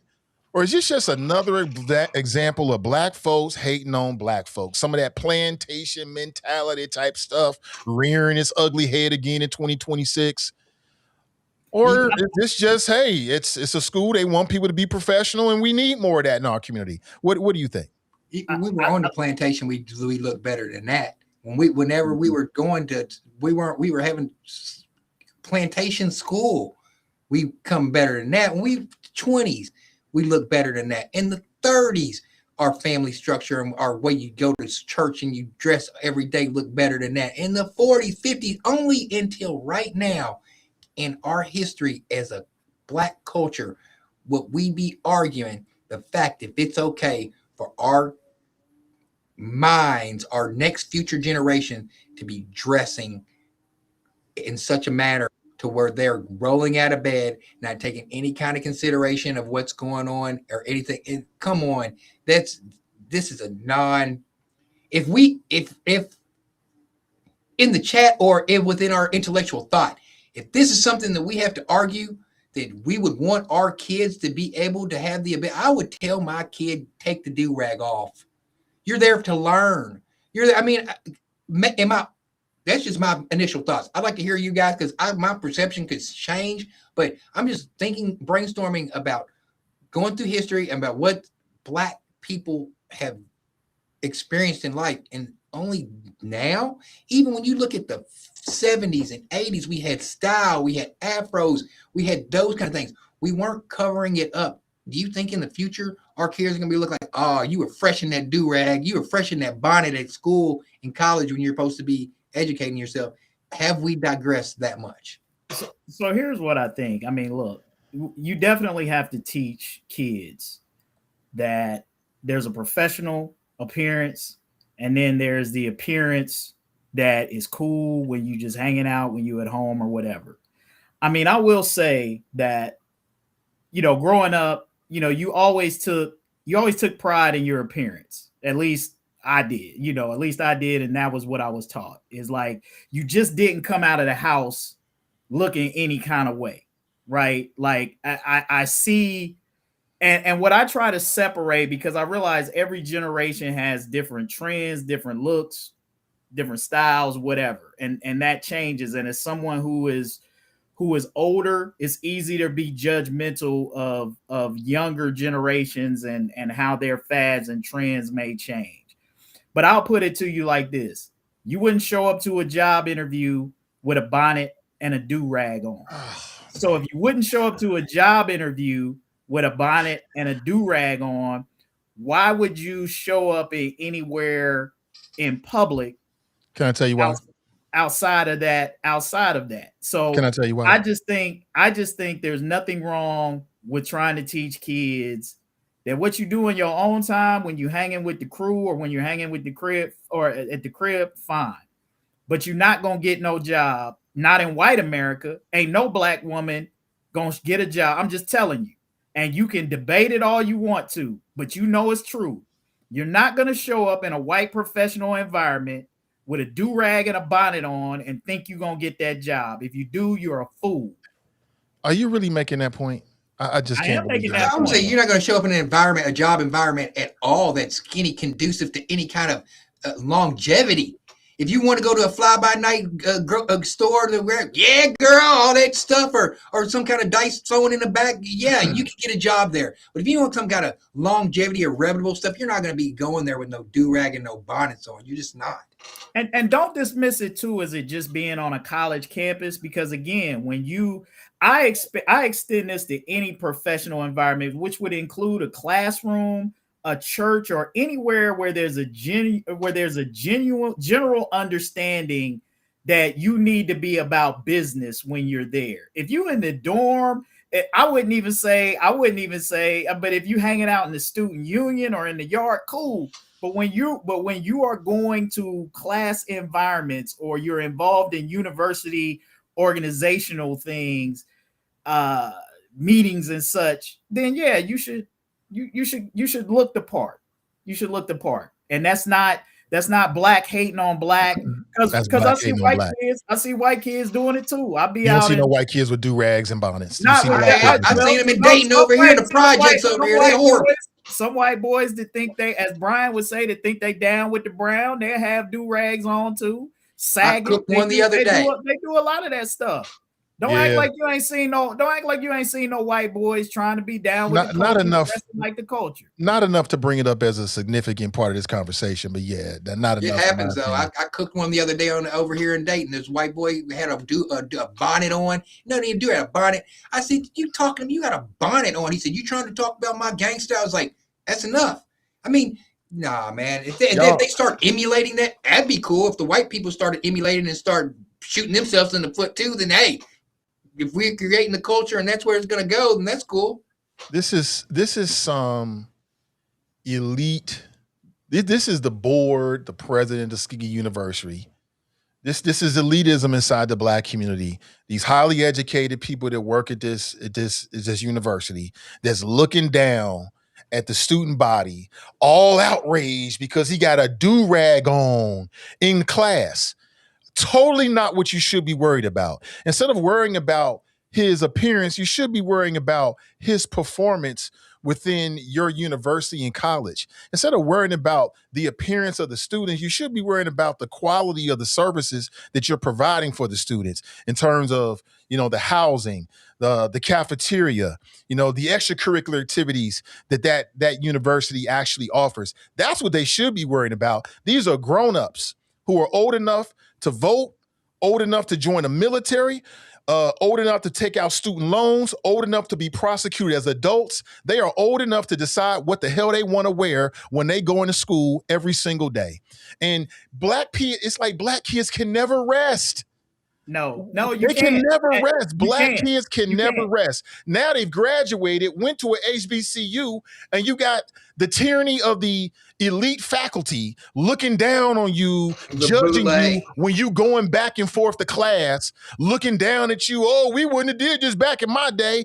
This is a travesty. Nathan, that mentality right there is part of the problem with the culture right now. And I love to use your words against you. The administration can do more than one thing, Nathan. They can look out for their students' well-being, and they can worry about the lunchroom, and they can worry about excellence. Because any mentor who's worth their salt is not going to look at a young man or a young woman doing something that they know is detrimental to their future. I don't care how smart you are, how many degrees you got. When you show up and when you wearing a bonnet is detrimental to your future. No. Yeah. If you show up for the white man, if you show up for the white person, white corporate America interview with it on, it's a death sentence. You are wrong, sir. They don't care what you got on your resume. If you are wrong, sir, on your resume. You are dead wrong, Kevin. I'm gonna let you finish. And I'm gonna show you how you're wrong, but go right ahead, sir. Not wrong. You show up looking like that in most situations. First of all, you talk about black youth can never rest. Black people, period, can't rest. Not in this country. So we agree. And that's part of the mentality. That's part of the problem that an entitled generation is thinking that we are past all of this stuff. You're not. As a black person, you still often have to be twice as good to get half as much. That's still very much real. You're still going to get evaluated more often on your first impression than what degrees and what your resume says. So you still in this country have to overcome a lot of things. And I think we do a disservice by not helping our kids understand that. Yeah, that's not the issue. We got to stop doing this. We got to stop doing this to ourselves. Listen, there are images of freedom fighters back in the 50s and 60s getting what knocked out of them, fully dressed in suits. What you wearing don't matter to them. Get that out your mind. That don't really matter. What about to you? You? That don't really matter. Martin Luther King used to get knocked around in a suit. He didn't have no do-rag on. He had a suit on. So please stop. And then I felt better about that argument. You know why that argument doesn't make any sense to me? Because listen, if you are foolhardy enough to walk into, and I don't believe that our children are dumb enough to do this, but if you are, If you are so careless and so lackadaisical and so you don't give a damn that you want to go to an interview with a do-rag on, go right ahead. You know why? That's called Darwinism. You ain't going to get the job, but the next more qualified person will. And that's the way the game goes. But you can have a suit on, and when you go to the interview, you can have a suit on, Kevin. And when you go to the interview, once you open your mouth, you could lose the job. Sure, there's a lot of ways to losing the job. But guess what? That is a part of the competition of getting jobs, Kevin. That's the competition in getting jobs. And what we know for a fact, particularly if you black, is that before you even open your mouth, your appearance is the first thing that a person regards from you. In fact, a lot of determinations are made about you before you even open your mouth when you're black. They size you up by what you're wearing, how you look, how black you might be, right? So what's your hair type? Well, so what? So what? It means a lot. It can mean the difference between you getting arrested and shot and killed. It can mean the difference between if your you mother getting a and job father, interview. It can if mean your a mother lot and of father differences. and your people around you, know why they say have not taught you how to dress for a job interview, that is your fault, sir. That's your fault. It ain't. That's on you and your family. That's not the responsibility of the college. I don't know what kind of mythical fantasy reality you live in, brother, but you need to come up out of it, because all of this stuff that you saying does not apply to the real world. It doesn't. How does this what I say not apply to the real world? What you say is not helpful because it's not. How is what I'm saying not helpful? Because it's not based in reality. Because it's not. So what did I say that's not based in reality? I want to make sure. Tell these kids that how you look in public doesn't matter. I never said that. What I said is it's not the responsibility of the college to tell grown people how to dress when they go into college. You went to college. I went to college. Everybody dresses down. Everybody dresses down. Everybody wears pajamas and flip-flops. Exactly how you need to dress. Everybody does it. All the white kids do it. They just don't wear do-rags because of the way their hair is. They don't have to. But if white people had black people hair, guess what? In college, they'd be wearing do-rags because it's comfortable. Allow black kids to be comfortable. You know why you're wrong, Nathan? Because it's their university. They can tell you exactly how to wear, what to wear. Just like your job can tell you exactly where to wear. It's wrong. But it don't matter. You can right, wrong, or indifferent. You know what it is, bro? It's the real world, which is what I've been trying to tell you. You can say it's wrong all you want, but it's the real world, and that's what they need to be teaching these kids. Teaching them what's the real world now? In the real world, you got to dress up or something? The real world is you need to dress accordingly. Well, like I said, all them freedom fighters in the 50s and 60s, they was dressed to the nines and was still getting the snot knocked out on them. So that don't make a difference. Okay. If all these black kids in the hood was running around with suits on, the same stuff would be happening to them. Nothing different. Please stop. I doubt it. What you mean you doubt it? Martin Luther King, you got arrested. Hands behind his back. You really gonna talk about on a three-piece suit? You really gonna talk about the day compared to civil rights movement when you had no rights, when you had no? You really gonna compare that period to kids wearing bonnets today? Yes, I believe that American culture has not moved that far. That if all the black people and all the black kids that everybody's so scared of, they was wearing three-piece suits, they still be scared of them. It would make no difference whatsoever on how people perceive them at all. Doubt that. And how do we know? Look at Martin King and his boys. I'll give you a perfect example. Give me a perfect example. I'd love to hear it. This is from personal experience. Okay. This is from personal experience. All right. Okay. Before COVID, when I used to get dressed up every day for work for the Inquirer, suited down. Everybody knew me as Kevin Aldridge. I see white folks out everywhere. They speak to me. Hey, how you doing? One day I went to a meeting. In a hoodie and some jeans, and I was dressed. I didn't even have a bonnet or nothing like that on. I was purely dressed down. Do you know I looked at in some of those same white people's face who knew me as Kevin from the Inquirer? They didn't even look at me. They looked through me. They did not recognize who I was. And it wasn't because it was precisely because of how I was dressed. And when I went up to him, I'm like, hey, how you doing? Oh, I didn't even recognize you. What? A hoodie and some jeans and some kicks made that much difference in my appearance that you didn't recognize me without a suit? So don't tell me that type of stuff don't matter. They don't see, many times they don't see you, period, but they really ain't gonna see you if you looking a certain way. So I'm not talking about some high-minded stuff. I'm speaking from that which I know. They don't even see you when you look in a certain way. And that is the type of thing that you need to be teaching kids. Not that, oh, it's okay to wear a bonnet and pajamas. And no, it's not. And how do we teach them that? Huh? How do we teach them that? By not correcting it. And not correcting them wearing bonnets and durags. Yes, not correcting our kids when you see them out in public looking how they don't need to be looking. Right. So when kids are out being comfortable, doing what they want to do with their bodies, I didn't say that. Just because you feel like your viewpoint where they should be. Just like you, so you're gonna judge these kids based upon how they dressed and not what they're actually doing. I think that's ridiculous. And we got to stop doing that to black kids. There's got to be some spaces in public where black kids. We got to create more spaces in public where our youth and black children in particular, young adults, can just be free in who they are without judgment. I don't care about these bonnets whatsoever. I think it's a non-issue that black people they bring it up just to inflict pain on themselves. You know what I'm saying? It's some plantation type mentality stuff, because I don't care if you wear a bonnet. I do care about what your GPA is. I don't care if you got on a durag. I do care about, what your next plans are, for your life. It has no impact whatsoever. And to suggest that these kids, these college educated kids, that statement that you said, you said it because you wanted to be Let me land. I can hear you, but I can't really hear you properly yet. I can't really hear. I want to hear what you have to say, but I'm going to land this plane real quick. To suggest that these college educated young people are just dumb, rudderless, that they don't know whether they should wear a bonnet to an interview because they wear a bonnet to class is a slap in the face to the intelligence of our young people. They know the difference. Wear a bonnet to class? They know the difference because it's class, Kevin. It's class. That's why. These young people know the difference between wearing a bonnet to class. I know we think black kids are so dumb, but believe me, they're not.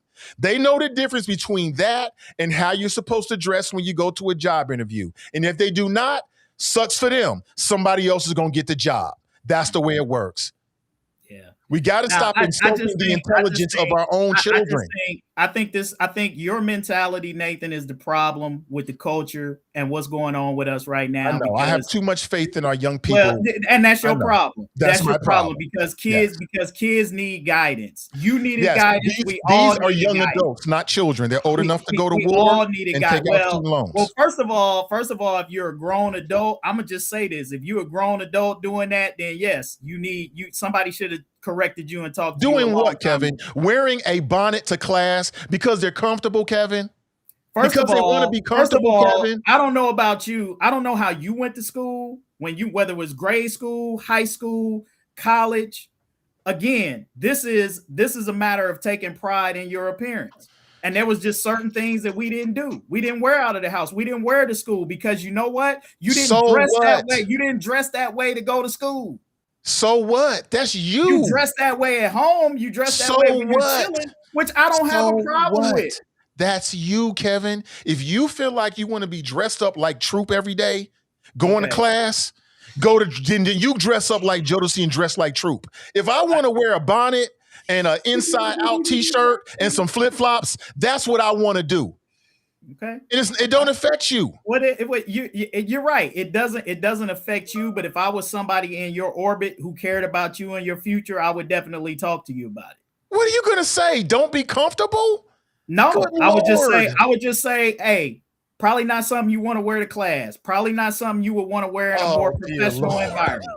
We gotta let these young people be who they gonna be. If you want tattoos, if you want a do-rag, if you want cornrows, if you want to wear a shirt with holes in it, hey, if that's how you want to express yourself and how you feel, you go right ahead and do it. We're not talking about doing illicit drugs. That'd be different.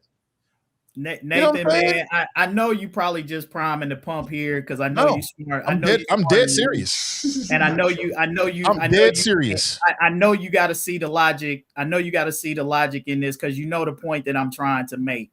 And I understand the point you make, but I've never agreed with that point. I'm never going to be one of those people that's going to support or say things that I don't think just because it's hip or whatever. I don't give a damn. I'm not going to say things that I don't think are good for the culture. And I think appearance and how you look matters. You ought to think about where you're going, the environments that you're going to be in. Hell, I'd love to be comfortable all the time. I'd love to walk around in nothing but sweats and flip-flops all day. But you know what? I can't, because I move in circles where if I showed up that way, it would not be appropriate, and it would not speak well to the respect that I was given to the places and people that I was dealing with. So what, Kevin? This is America. You can do what you want to do. You're right. The way you dress, right. And you had a right to be, kind of person. There are people out there that believe you had a right to remain silent. You had a right to have all of those things that go along with doing what you want to do. So there are some people out there who probably believe that when a man leaves the house, he should always have a necktie on. That's great. That's him, her. If you feel that way, you feel that way. That doesn't mean that when I leave the house that I have to adhere to your standard. That's not America. You might believe, hey, you have to adhere to my standard when you show up to my job, to my college campus, to my classroom, to any professional environment. To your classroom. You don't adhere to my standard, or you ain't gonna be there. And that's the lesson that you need to be teaching. That's the lesson that we need to be teaching. They don't need to be taught that. They already know that. There's an appropriate way that you should look. If you think a bonnet and a durag is an appropriate way to show up, then go ahead and do that and see how it work out for you. If you suggest that these young college educated people, that's what we're talking about, at an HBCU, don't know the difference, I just feel like you're underplaying their intelligence. We got to stop undermining and underplaying the intelligence of young people. That's not the proper foundation for them to grow. So I care more about your GPA than your durag. You do. Oh, absolutely. Because that's what it's all about, Kevin. It's about GPA. First impressions, brother, is what it's all about. Yeah, there's a time for first impressions when it's a time for first impressions. But when you don't never know when that's going to be. You don't never know when that's going to be. Oh, well. If you catch me on an off day, I mean, so what? Again, when you have a mentality, you get results. That's not even the point, though. It is the point. You just said, if I miss out on the opportunity on that first impression, There are a lot of brothers out there right now that's saying, And I'm saying when you got an attitude, you get results. Oh, okay. All right. Well, that's why you got to wear a necktie. I'm just trying to help. You can be I'm just trying to help too. New rule. Do what you do. All men should wear a necktie and a coat. You should have a suit on at all points. You know why? First impressions, Kevin. First, everywhere you go, you should have a suit on. First impressions, right? You never know. You might run into somebody. That's ridiculous. That's a little bit extreme, isn't it? It is. I don't wear a suit everywhere. And I'm not suggesting that anybody should wear a suit or a necktie. That's not what I'm saying. I'm saying you ought to look your best, right? You ought to look presentable. You ought to look presentable. Who determines what's presentable? You know what? So Nathan, when you see somebody with a bonnet and a durag on, what is your first impression out in public? So if I were, let me bring it grounded back into what we're talking about here. So if I was asked to speak on a college campus, and when I got to the college campus, I realized that there were people in the room, in the audience for my speech or presentation who had on durags and bonnets, I wouldn't think anything else about it. I mean, whatever I thought is whatever I thought. I wouldn't unfairly use it against them. If they came up to me afterward and want to connect, I'd connect with them. I'm not really worried about all of that, what you got on per se. You clean, you smelling right. Hey, it's a down day. Maybe it's a 9 a.m. class. Remember those early classes? 8 a.m. you got to get up. 9 a.m. you got to get up. Yeah, nobody wants to get all dressed for that. Most people just put on a sweatshirt, some sweatpants, and some flip-flops. And if you're an African-American or a person of color, you put on a headdress because our hair is differently and you just want to protect it throughout the day or don't want to do it all the way. I don't care. It makes no difference to me. Not at all. Now, if somebody comes up to me and they got a suit on, you're right. Yeah, that does leave a different impression. Okay. Oh, you about that business. Okay, I got you. But I'm not going to unfairly use it against them or think down upon them or not me. I'm not going to because I was that person. I wasn't dressed up for school all the time. I mean, sometimes I was dressed down. But again, my mentality when I was in college was about women. I didn't go to college for an education. I went for women. So I spent way more time on what I look like and buying clothes and wasting money than I really should have. But Sure. as a grown man looking at my younger self as a young man, I realize now my mentality is not right. I should have just been about the books 100%. And so that's what helped me arrive at this position I'm at now. It don't really matter. What matters is, what's your GPA? You getting scholarships? Are you doing extracurricular activities? Are you participating in college life? That's what. Are you going to, where you going at? You going to law school? You going to veterinary school? What school you going to after this? That's what matters. I don't care what you got on. I don't disagree with any of that, but what I'm saying is the reality of the world that we live in. And that's all I deal with. We already know that. And this is where you and me always clash on here. Is you live in this future society of what you wish the world was like. Do I? I live in the reality of what the world is. What's the name of the city that I live in? I don't know. Candyland. I don't know what it is. I don't know what the name of it is, Nathan. But and I admire. Look, bro. Seriously, I do. I really wish more people thought. I really wish more people had the heart and thought like you think. And when I get at you, it's not because I don't wish what you were saying is true. I just know that it's not, and I know that most people don't operate like you. And for Black people, the most dangerous thing that we can do is sort of put out this notion of like, that stuff don't matter. Like, we ain't got to pay attention to that because we wish it was so. Now, if we was running stuff, okay, but we ain't running nothing. We ain't running nothing. You can do that when you running stuff. You can have an oh well mentality when you running stuff, but we don't own enough stuff. We ain't running enough stuff to be able to have that type of attitude to where it's like, oh, well, I ain't got to care what they think. That's not smart to teach our kids, is set them up for failure. Nobody's teaching the kids when they got the great GPA and when they got all of this, but they can't get the job and they can't figure out why. And it's because they sizing up how you dress or how I'm not worried about that. I'm not, just like with all the, listen, most of the students dress down. So take the durag argument out of it. Most college students wear sweatshirts, sweatpants, flip-flops, gym shoes. I have no fear that those college students that are wearing flip-flops and sweatpants are going to somehow forget how to dress for a job interview. We only do that with Black kids. Only with Black kids do we assume that because you dress down going to class, that they're just too stupid to understand that when they go to a job interview, you're supposed to dress better. We only do that with Black kids. Yeah, so here's what I guess I see it too much out in public in places where I feel like it shouldn't be. and that's the reason why I say it. Like, I get what you're saying, like a sweatsuit, sweatpants, flip-flops. Yes, all college kids dress down, right? But we got to be real about the connotation of what certain types of dress send off. No, we don't. Yeah, absolutely we do. No, we don't. So like we don't. So why was it when kids was sagging, right? You remember that when kids was sagging, everybody was like, "Hey man, pull up your pants. Pull up your pants. Pull up your pants." This is a derivative of that. So what was the connotation that went along with sagging? But now we're changing the conversation. I'm willing to go there with you, but it's a different conversation. How you dress. My point is this: how you dress sends a message, and there are some forms of dress that send louder messages than others. And all the way Black people dress sends a louder message, doesn't it, Kevin?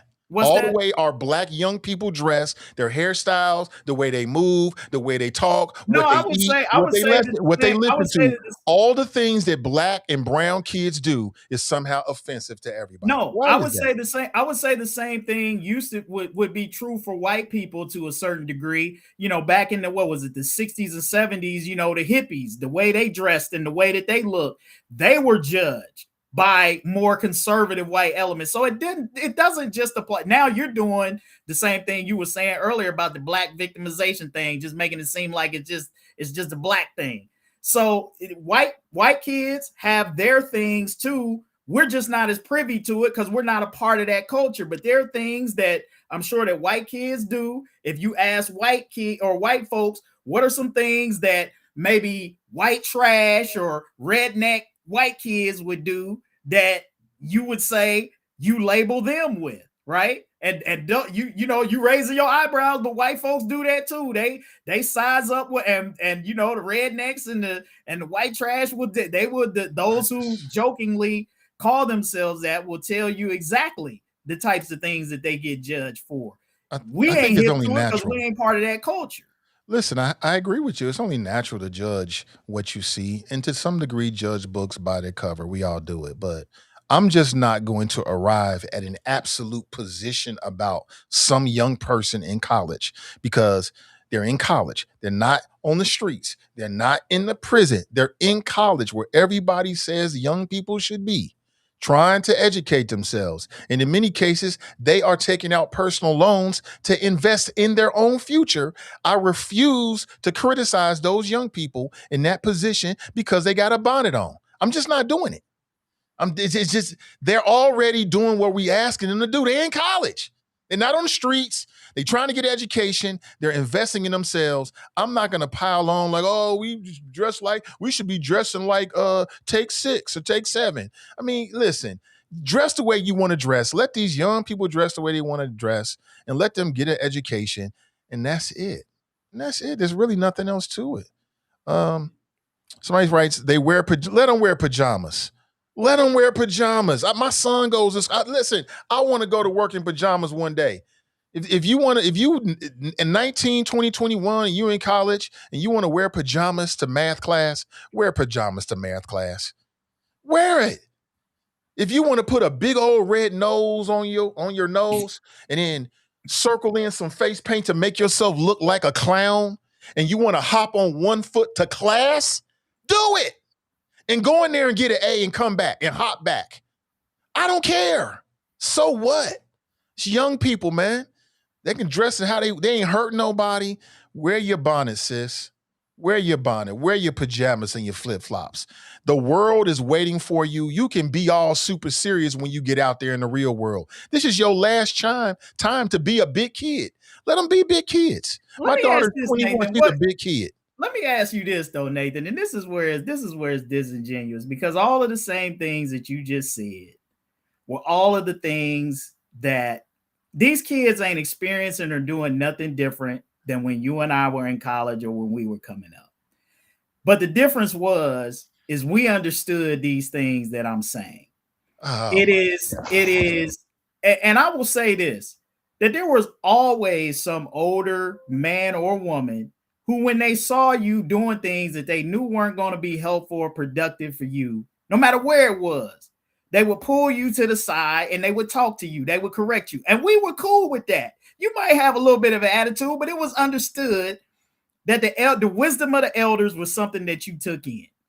That is the problem with this generation, is they don't give a you know what about the wisdom of the elders. That's all young people. Huh? And you know what? It's the modern environment that we live in. It's not. It is. It absolutely is, Nathan. It absolutely is. It absolutely is. There's a term for it. It's called predecessor blues.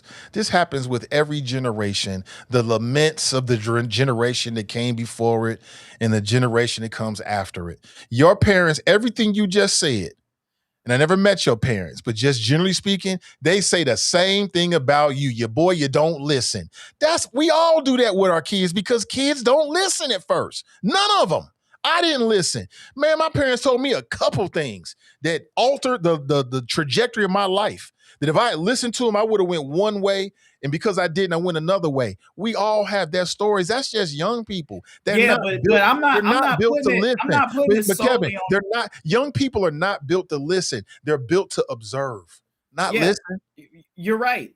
And I'm not putting it all on the kids. In fact, I'm not faulting them. I'm faulting modern parenting and modern ideas like those that you're espousing right here. That is the main part of the problem. Oh, this type stuff. Really? This type stuff. The reason why the kids are worse is because the parenting is worse. Because people decided that how they were parented, they didn't want to parent their kids that way. You turned out perfectly good. Everything worked out for you. You successful, but somehow your parents didn't know what they was doing.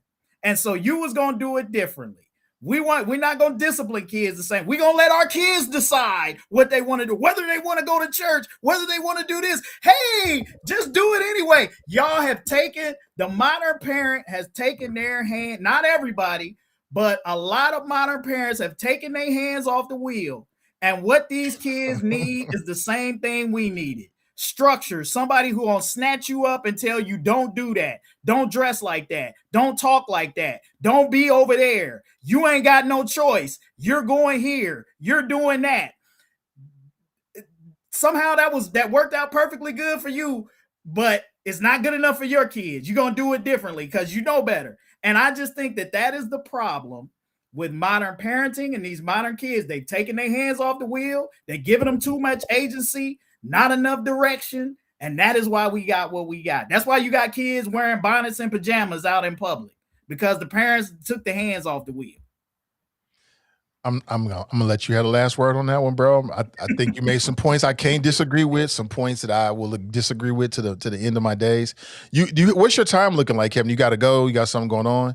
You got another 5 minutes or so? I got maybe about 20 minutes. 15, 20 minutes. Okay. So I got another, we didn't get a chance to talk about this yet, but it's just you and me. We're both married guys, so maybe we get some of that. So there's a video of a man purportedly, let me set this up. So purportedly what you're watching at, I'm not trying to in any way promote violence. This just happens to be a part of the video. But what you're looking at is a mailman was on his way to the house.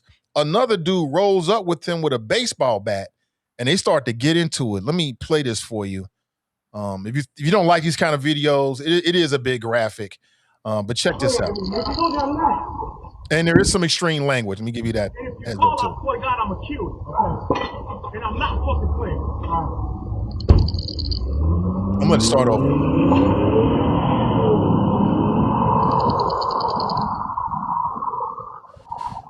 So man crashes out on mailman with a bat after finding out that I guess he suspected dude was messing with his wife. What you do that for? I didn't do nothing. No, I'm not. I threw it over you. Oh, shit. Help! I told you I'm not. Oh, shit. Okay, I'm not. I told you I'm not. Give me your phone. I know you're not. I don't have it. No, you didn't. Oh, shit. So that's the gist of it. And, when I thought about it, a lot of people are going to be like, well, damn, you shouldn't be messing with somebody's wife. And I would agree with that.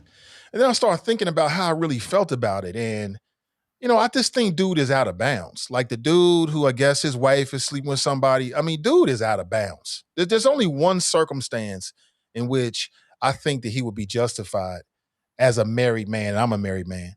No, you're a married man. And that circumstance to me would be like, if you found out your wife was cheating on you and then you approach dude like, hey, man, I found out about this. Whatever happened is whatever happened, but leave her alone. We trying to deal with my marriage or whatever. Like if you had a conversation with a dude like that, gave him a warning, and then you found out that he was still messing around with your wife, that would justify this situation, in my opinion. Other than that, homie, your real issue is not with him. It should be with her and yourself and your relationship and all that kind of stuff. That's just my thoughts. Easy for me to sit here now in the moment. You never know what emotions, what you might really do. But as I'm sitting here, I'm thinking that's the only scenario in which that would be acceptable to me. But what do you think, Kevin? Well, the first thing I think is a whole bunch of people ain't getting their mail whenever day that was. It's a wrap. It's a wrap on the delivery after that. You're right about that. I hope you wasn't expecting a check, because otherwise, I don't know. But I feel you on that, Nathan. I mean, I think like the other circumstance that I would say that I could possibly understand, like if you walked in on it, like if you actually caught him in the act, because I think that's like one of them crime of passion type situations where, you would walk in on something like that, and then it's just kind of like I could see the rage and the anger and everything just kind of taking over, and you snatching covers and people and whatever you get your hands on. I could see that. This, however, looks like this was premeditated right here, what he did with the baseball bat and getting dude and all of that. And I say this too, that in a relationship situation, the person who owes you loyalty is the person that you're with. Right. So my wife is the one in a cheating scenario, or me vice versa. It ain't like I'm gonna be cool with the other person, but the person I'm most angry with and would be most disappointed with would be my spouse, because that's the person that owes me loyalty. That's the person that you expect to have the fortitude to walk away and not be engaged in that. Dude who don't know me from Adam, hey, he don't owe me anything, right? I mean, you would hope that another man would be, that he would have morals enough not to do that, to not mess with to knowingly mess with a married woman, right? Like even when I was single, that was a code or a boundary that I would have never crossed, to have messed with a woman who was married. Like, to me, that's I was never one inclined to share anyway. So it's like, why would I want to knowingly get involved with somebody who was already entangled with somebody? So, but I understand that a man don't have that loyalty to another man. Not every man is going to feel that way and doesn't owe that responsibility to another person, no matter how much you think they should. So I would be dealing with the wife in that situation. Versus like trying to beat some dude with a bat. Now you got to go to court, jail, all that other stuff. So whatever you dealing with your wife is now compounded by the fact that you're going to probably face some charges, maybe some jail time. Cause I can't imagine, especially with that being caught on tape, that dude's not going to do some time behind that. Like, I don't think that's just that's a probation thing. Like, that's a serious assault. Like, he could have killed that dude. Like, any one of them blows with that bat. Cause like, didn't he hit him in the head with the first blow? He caught him somewhere, man. And you're right. My thing is, he could have caught him. He could have caught him with the edge of that bat and be looking at, homicide, rest of your life. And then, and like you said, it's crime of passion. He in his feelings, his ego hurt, all that kind of stuff. We all been there before. It's probably when a girlfriend, boyfriend scenario, but yeah, it's very, very serious. Very, very serious. I wish everybody the best, man. And that mailman, he gonna have PTSD. He ain't gonna never deliver the mail again, ever. So but he's gonna be looking over his shoulder for the rest of his life. But I'll say this too, man. Like that's the gamble that you take, when you mess around with somebody else's significant other, whether that's a man or a woman. A lot of people don't think about that. They just think about what they can get at the time, but that check always comes due. It never does not come due at some point in time, and you just don't know when somebody gonna roll up on you, catch you. He lucky dude came at him with a bat, because there's some dudes that just would have came with him with the heat, and it would have been a wrap. So it's like, that's the thing you got to ask yourself: is that worth, is that worth losing your life over? Right? Is a sordid affair worth, losing your life over, something like that, and a lot of times, man, it just ain't it's not worth it. It's not worth it. I don't care how she looked, how good it might be. What it just, the trade-offs are never worth it. Donnell writes, I bet he won't cheat again. He probably will not. He probably will not. So well, that's all I got. I mean, I got some more topics, but really we need more of the whole crew with us. Looking forward to Friday. I think Brian wants to come back with us on Friday. And Rosemary, she's already signed up. Regular crew, me, Phil, Terrace. And then I was going to put an invitation out to all the crew members and see if they wanted to chime in, even if it was just for a minute to just say hello, because Friday will be the last show for season 3. Then we'll be back toward the end of August, and we'll rev up season 4. So that's what the game plan is looking like for the rest of the week. To the chat, is there any topics or anything that we didn't hit, or you want us to hit again? Just me and Kevin here for a couple of more minutes, but I'm more than willing to entertain it. Yeah, just a couple of things. Just quick. One, I do want to say, man, I just can't reiterate this enough. Nathan, your heart is golden, brother. I mean that. I do mean that. You are, we've had a lot of conversations both on and off, and I wish that I was less cynical.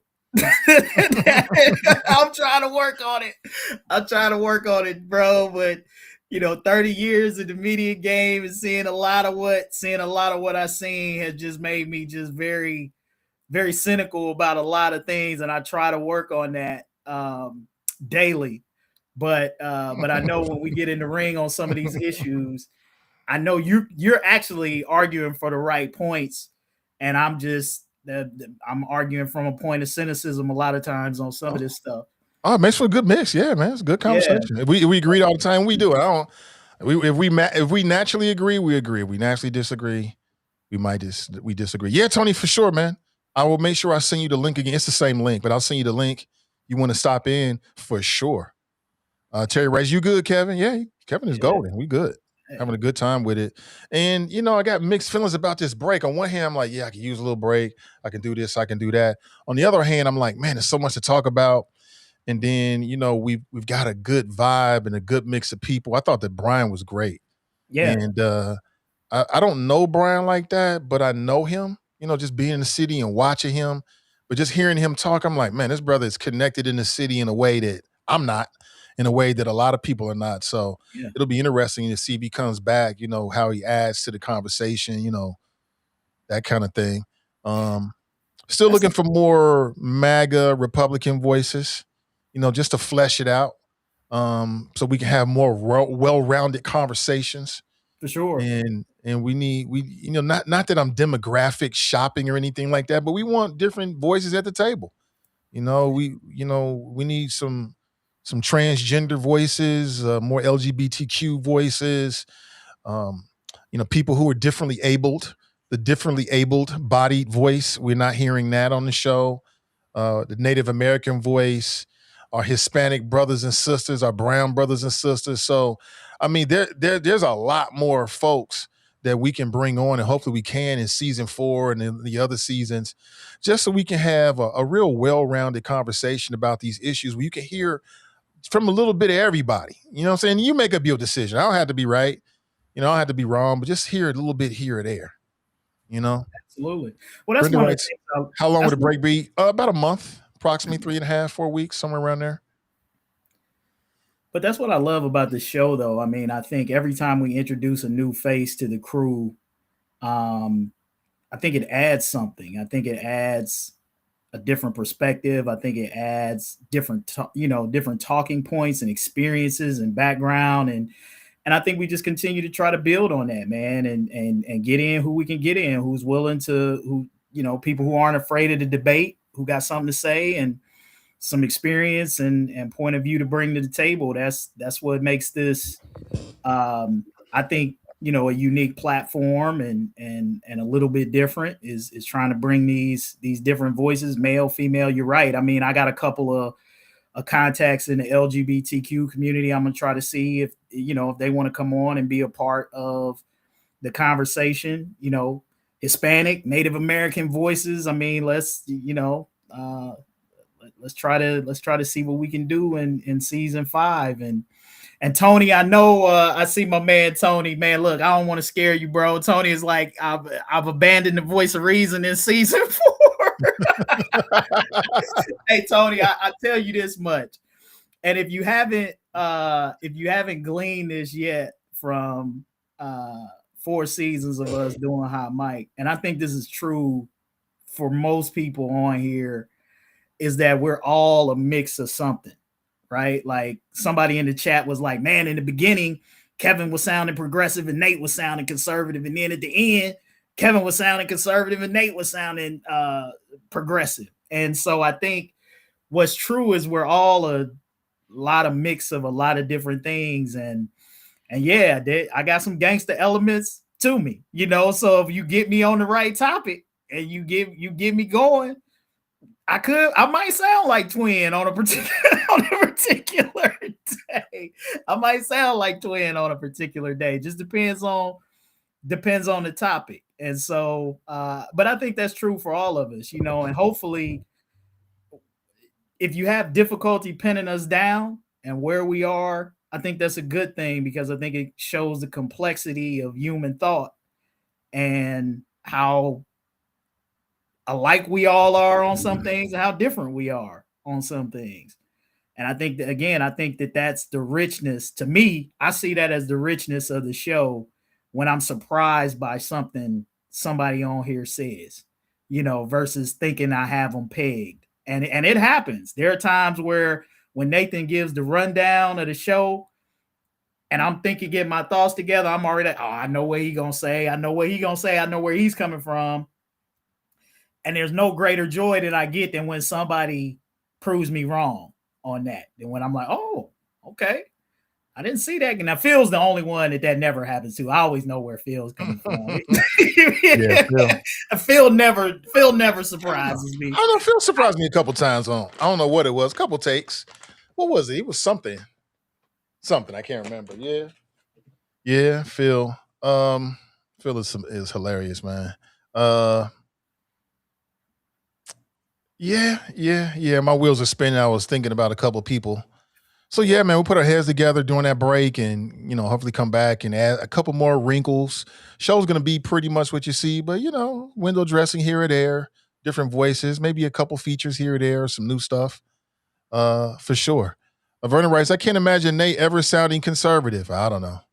Some people say I'm conservative now. It just depends, man. Depends on the person's ears. You ask Black Lion, I'm super conservative. A lot of people think I don't know. They think I'm not sure what they think. Nat writes, agreeing with Phil is a good indicator of being wrong. LOL. Yeah, most times. Most times. But every once in a while, Phil be on point. Every once in a while. But for sure. So I'm going to reach out to everybody and see if they want to pop in 5 minutes, 10 minutes, 1 minute, say hello before the season starts. They may not.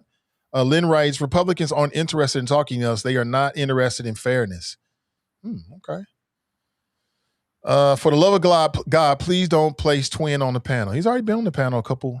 No, he hasn't been on the panel. He's called into the show a few times. So always good to hear from him, though. Tony says we found each other's triggers. That's radio gold. Okay. Yeah, it can be. Cool. Let me know what day so I can miss the show. One is enough. I think she's talking about Twin. But that's all I got. Happy Tuesday, everybody. We're planning to be back on Friday. I think that's episode 23, I think. 23. Yeah, 23. And for season 3. And then we'll be breaking for most of August. Be back with you probably that last week of August, right before football season. I'm sure a lot of stuff's going to happen. And who knows, maybe Kevin and I will go live or something. If something really big happens, we'll do like a special show. So yeah, we can always keep. I like that. You know, we can keep that in our back pocket to where if something really big that has got the whole city talking. We reserve the right to to reconvene. Real quick for that during the break. I think that'd be a smart way to look at it. Hey, Dina, I'm sorry. Go ahead, Kevin. Oh yeah, no, go finish your thought because I know it's on this subject. Yeah, I was going to say to Dina, yeah, I'm trying to get Kevin back on. He's willing to. He's got stuff going on. Friday is actually like his off day, so he's got all a week's worth of stuff that he needs to do on Fridays because that's his off day. So trying to make it work. But I'll reach back out to him again and say, hey, listen, man, we want you to come back out here and get mad again and tell us how stupid we are. Because we know he's the smartest person in the room. We already got it. And Trump can do no wrong. But I want to hear it. So, hey, Carolyn, thank you so much. Steban, Carolyn, thank you. Appreciate you. You talk about somebody who can hit triggers. Nobody could hit triggers. Like, I tell you what, the him and the Landis, boy, that is now. If you want to talk about a popcorn, get your popcorn, icy, whatever flavor you prefer. Yeah. I mean, that is straight pay-per-view. Yeah. With him and the Landis. That is fireworks for sure. That is fireworks. That is fireworks. I haven't clipped that up yet, but I got some work to do. I think that was a season 2 clip, actually. That wasn't in season 3. It was I don't remember. I had to go back and look. But yeah, that was explosive. That was good stuff. Because neither one is gonna back down at all. Neither one. Landis don't back down. No, Landis, you're not gonna you're not gonna just slip and jab and slide on out on Alandis. No. She's not gonna let you do that. she gonna make sure that whatever you say, she ain't gonna let it slide. Well, first she's gonna clarify. What did you say again? Absolutely. Absolutely. with a soft voice. What did you say again?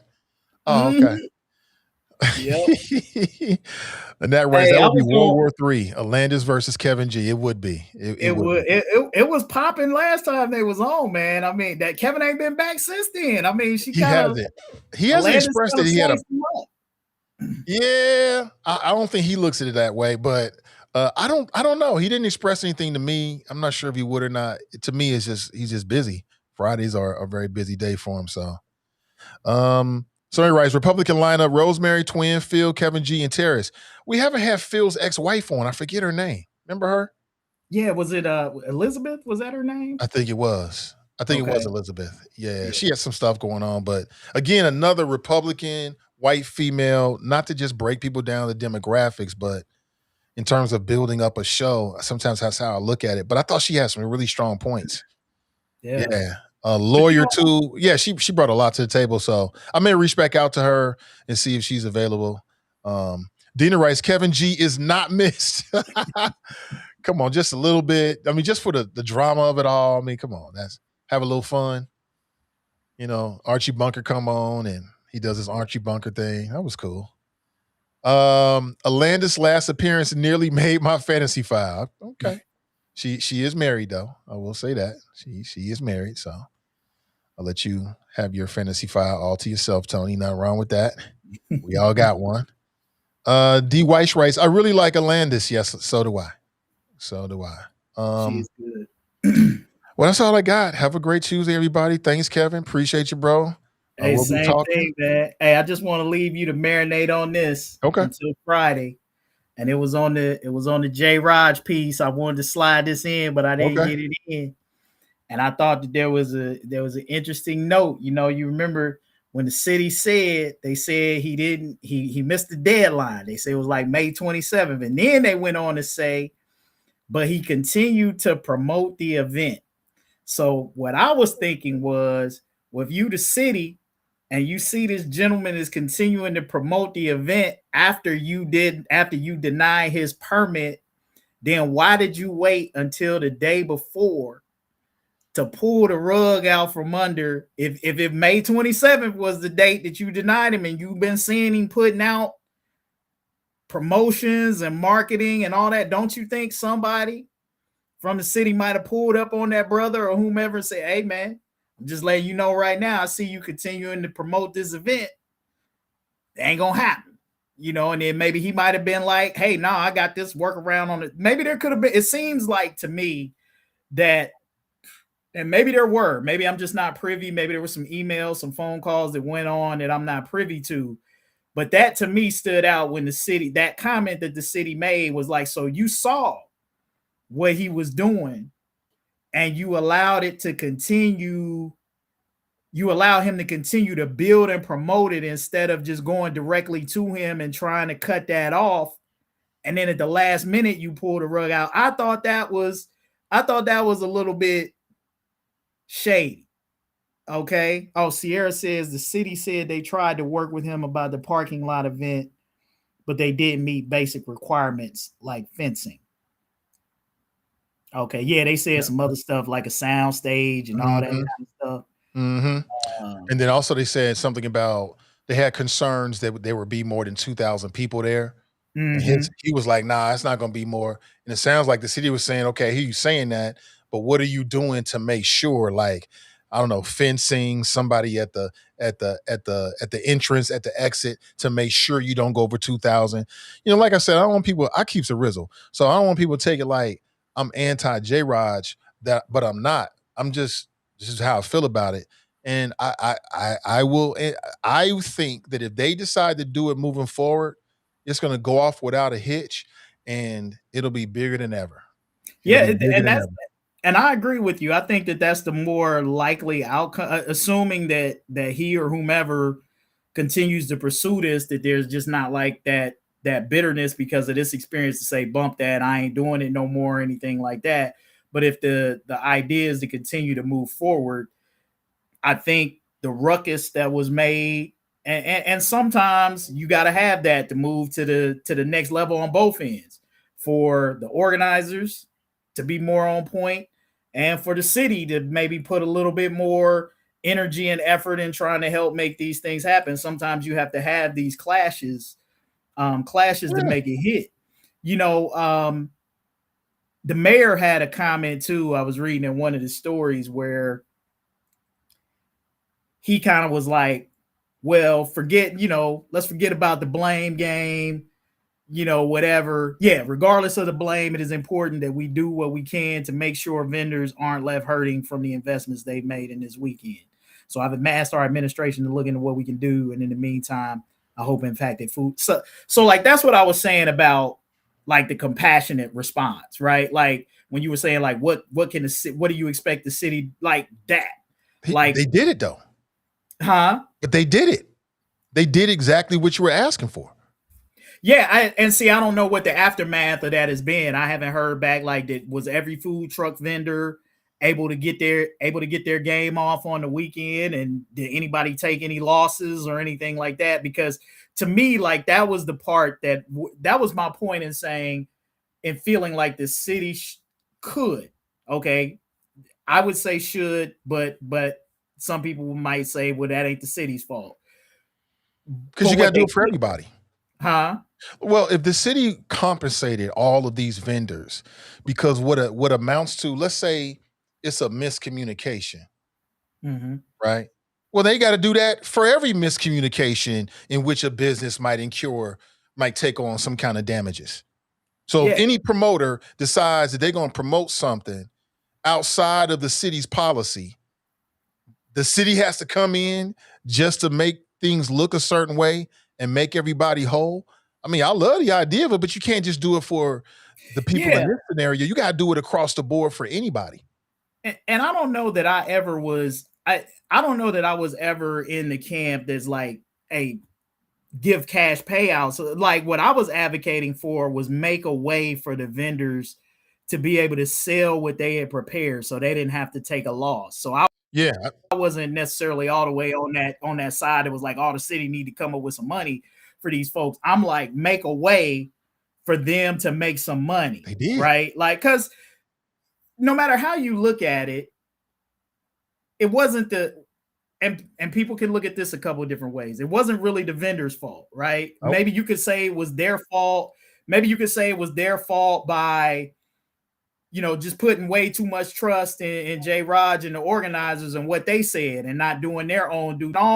You can all look at these situations and say, where could somebody have maybe taken a little bit more responsibility for their own stuff? So you could maybe say that about the food vendors, like, hey, before you jump on with this, you got to make sure that dude know what he's talking about and everything is legit. But they took it on the strength of past interactions and what he said. And so my argument was always for protecting those folks.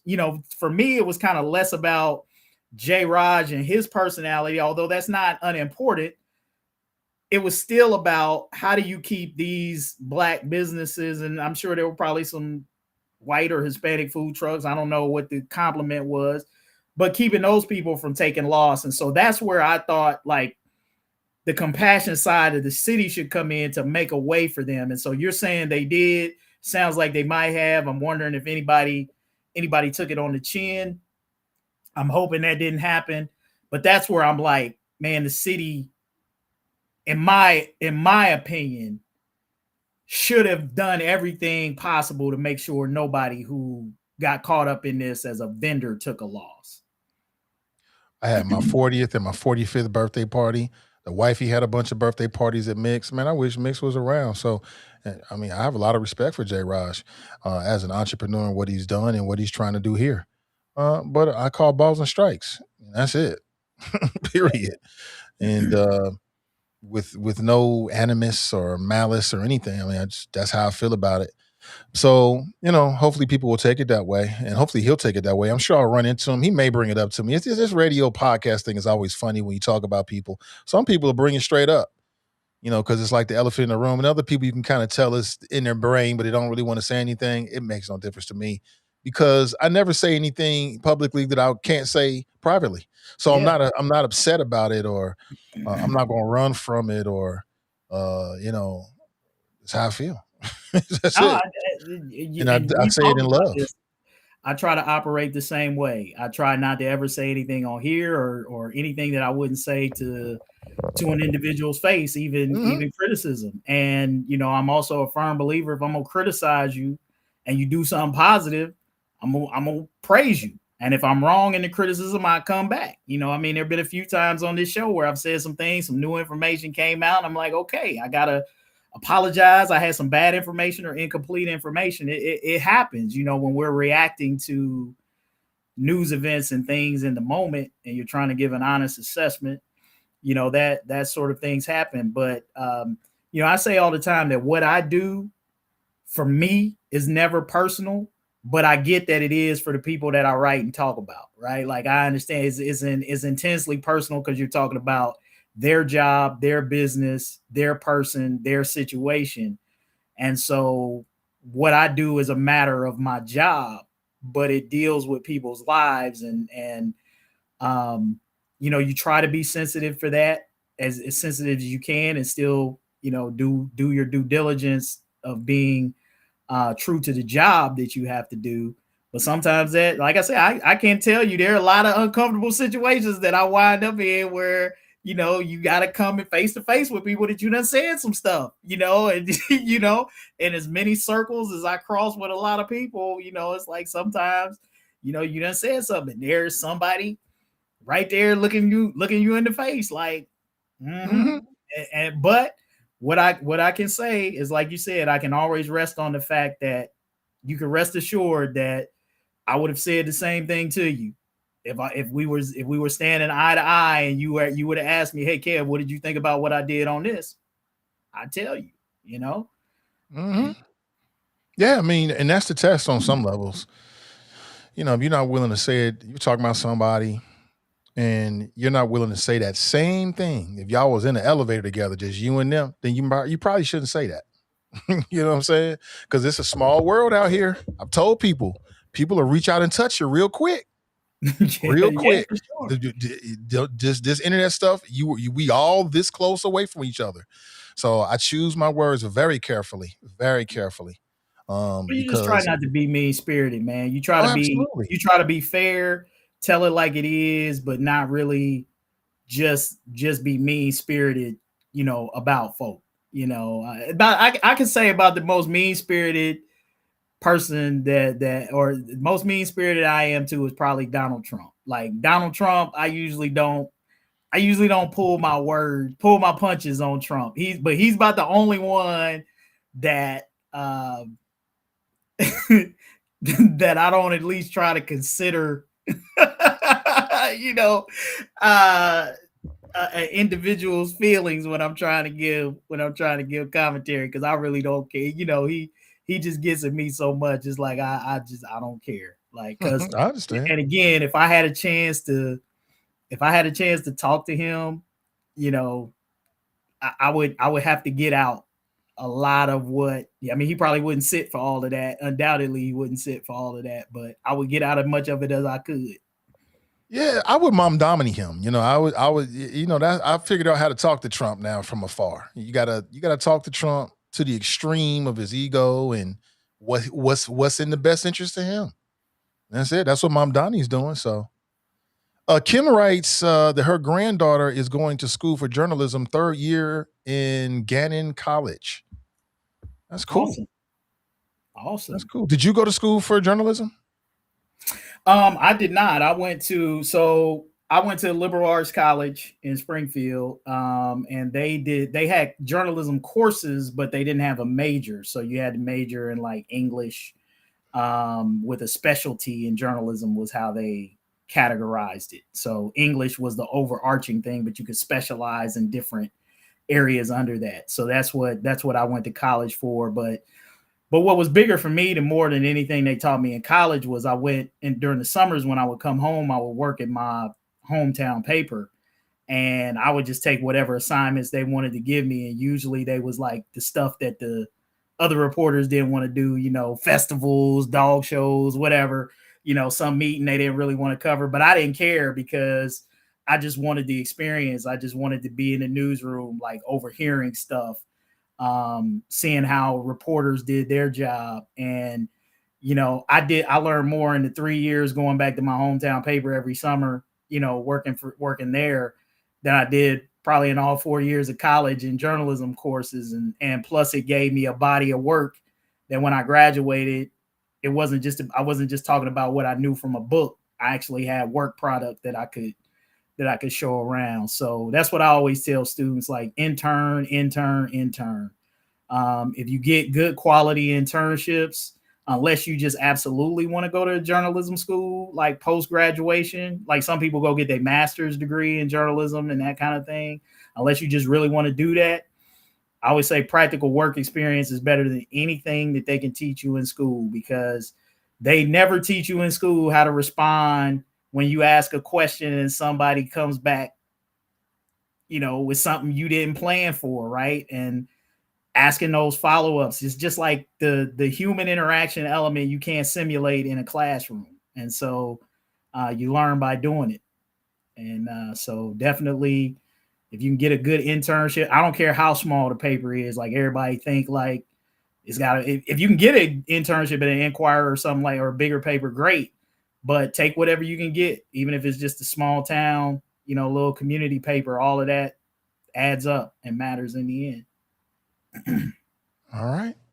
Fascinating. Very interesting. Well, we'll pick back up on Friday, everybody. Have a great Tuesday. And Kevin, thanks for your time today, sir. And we'll see you guys real soon.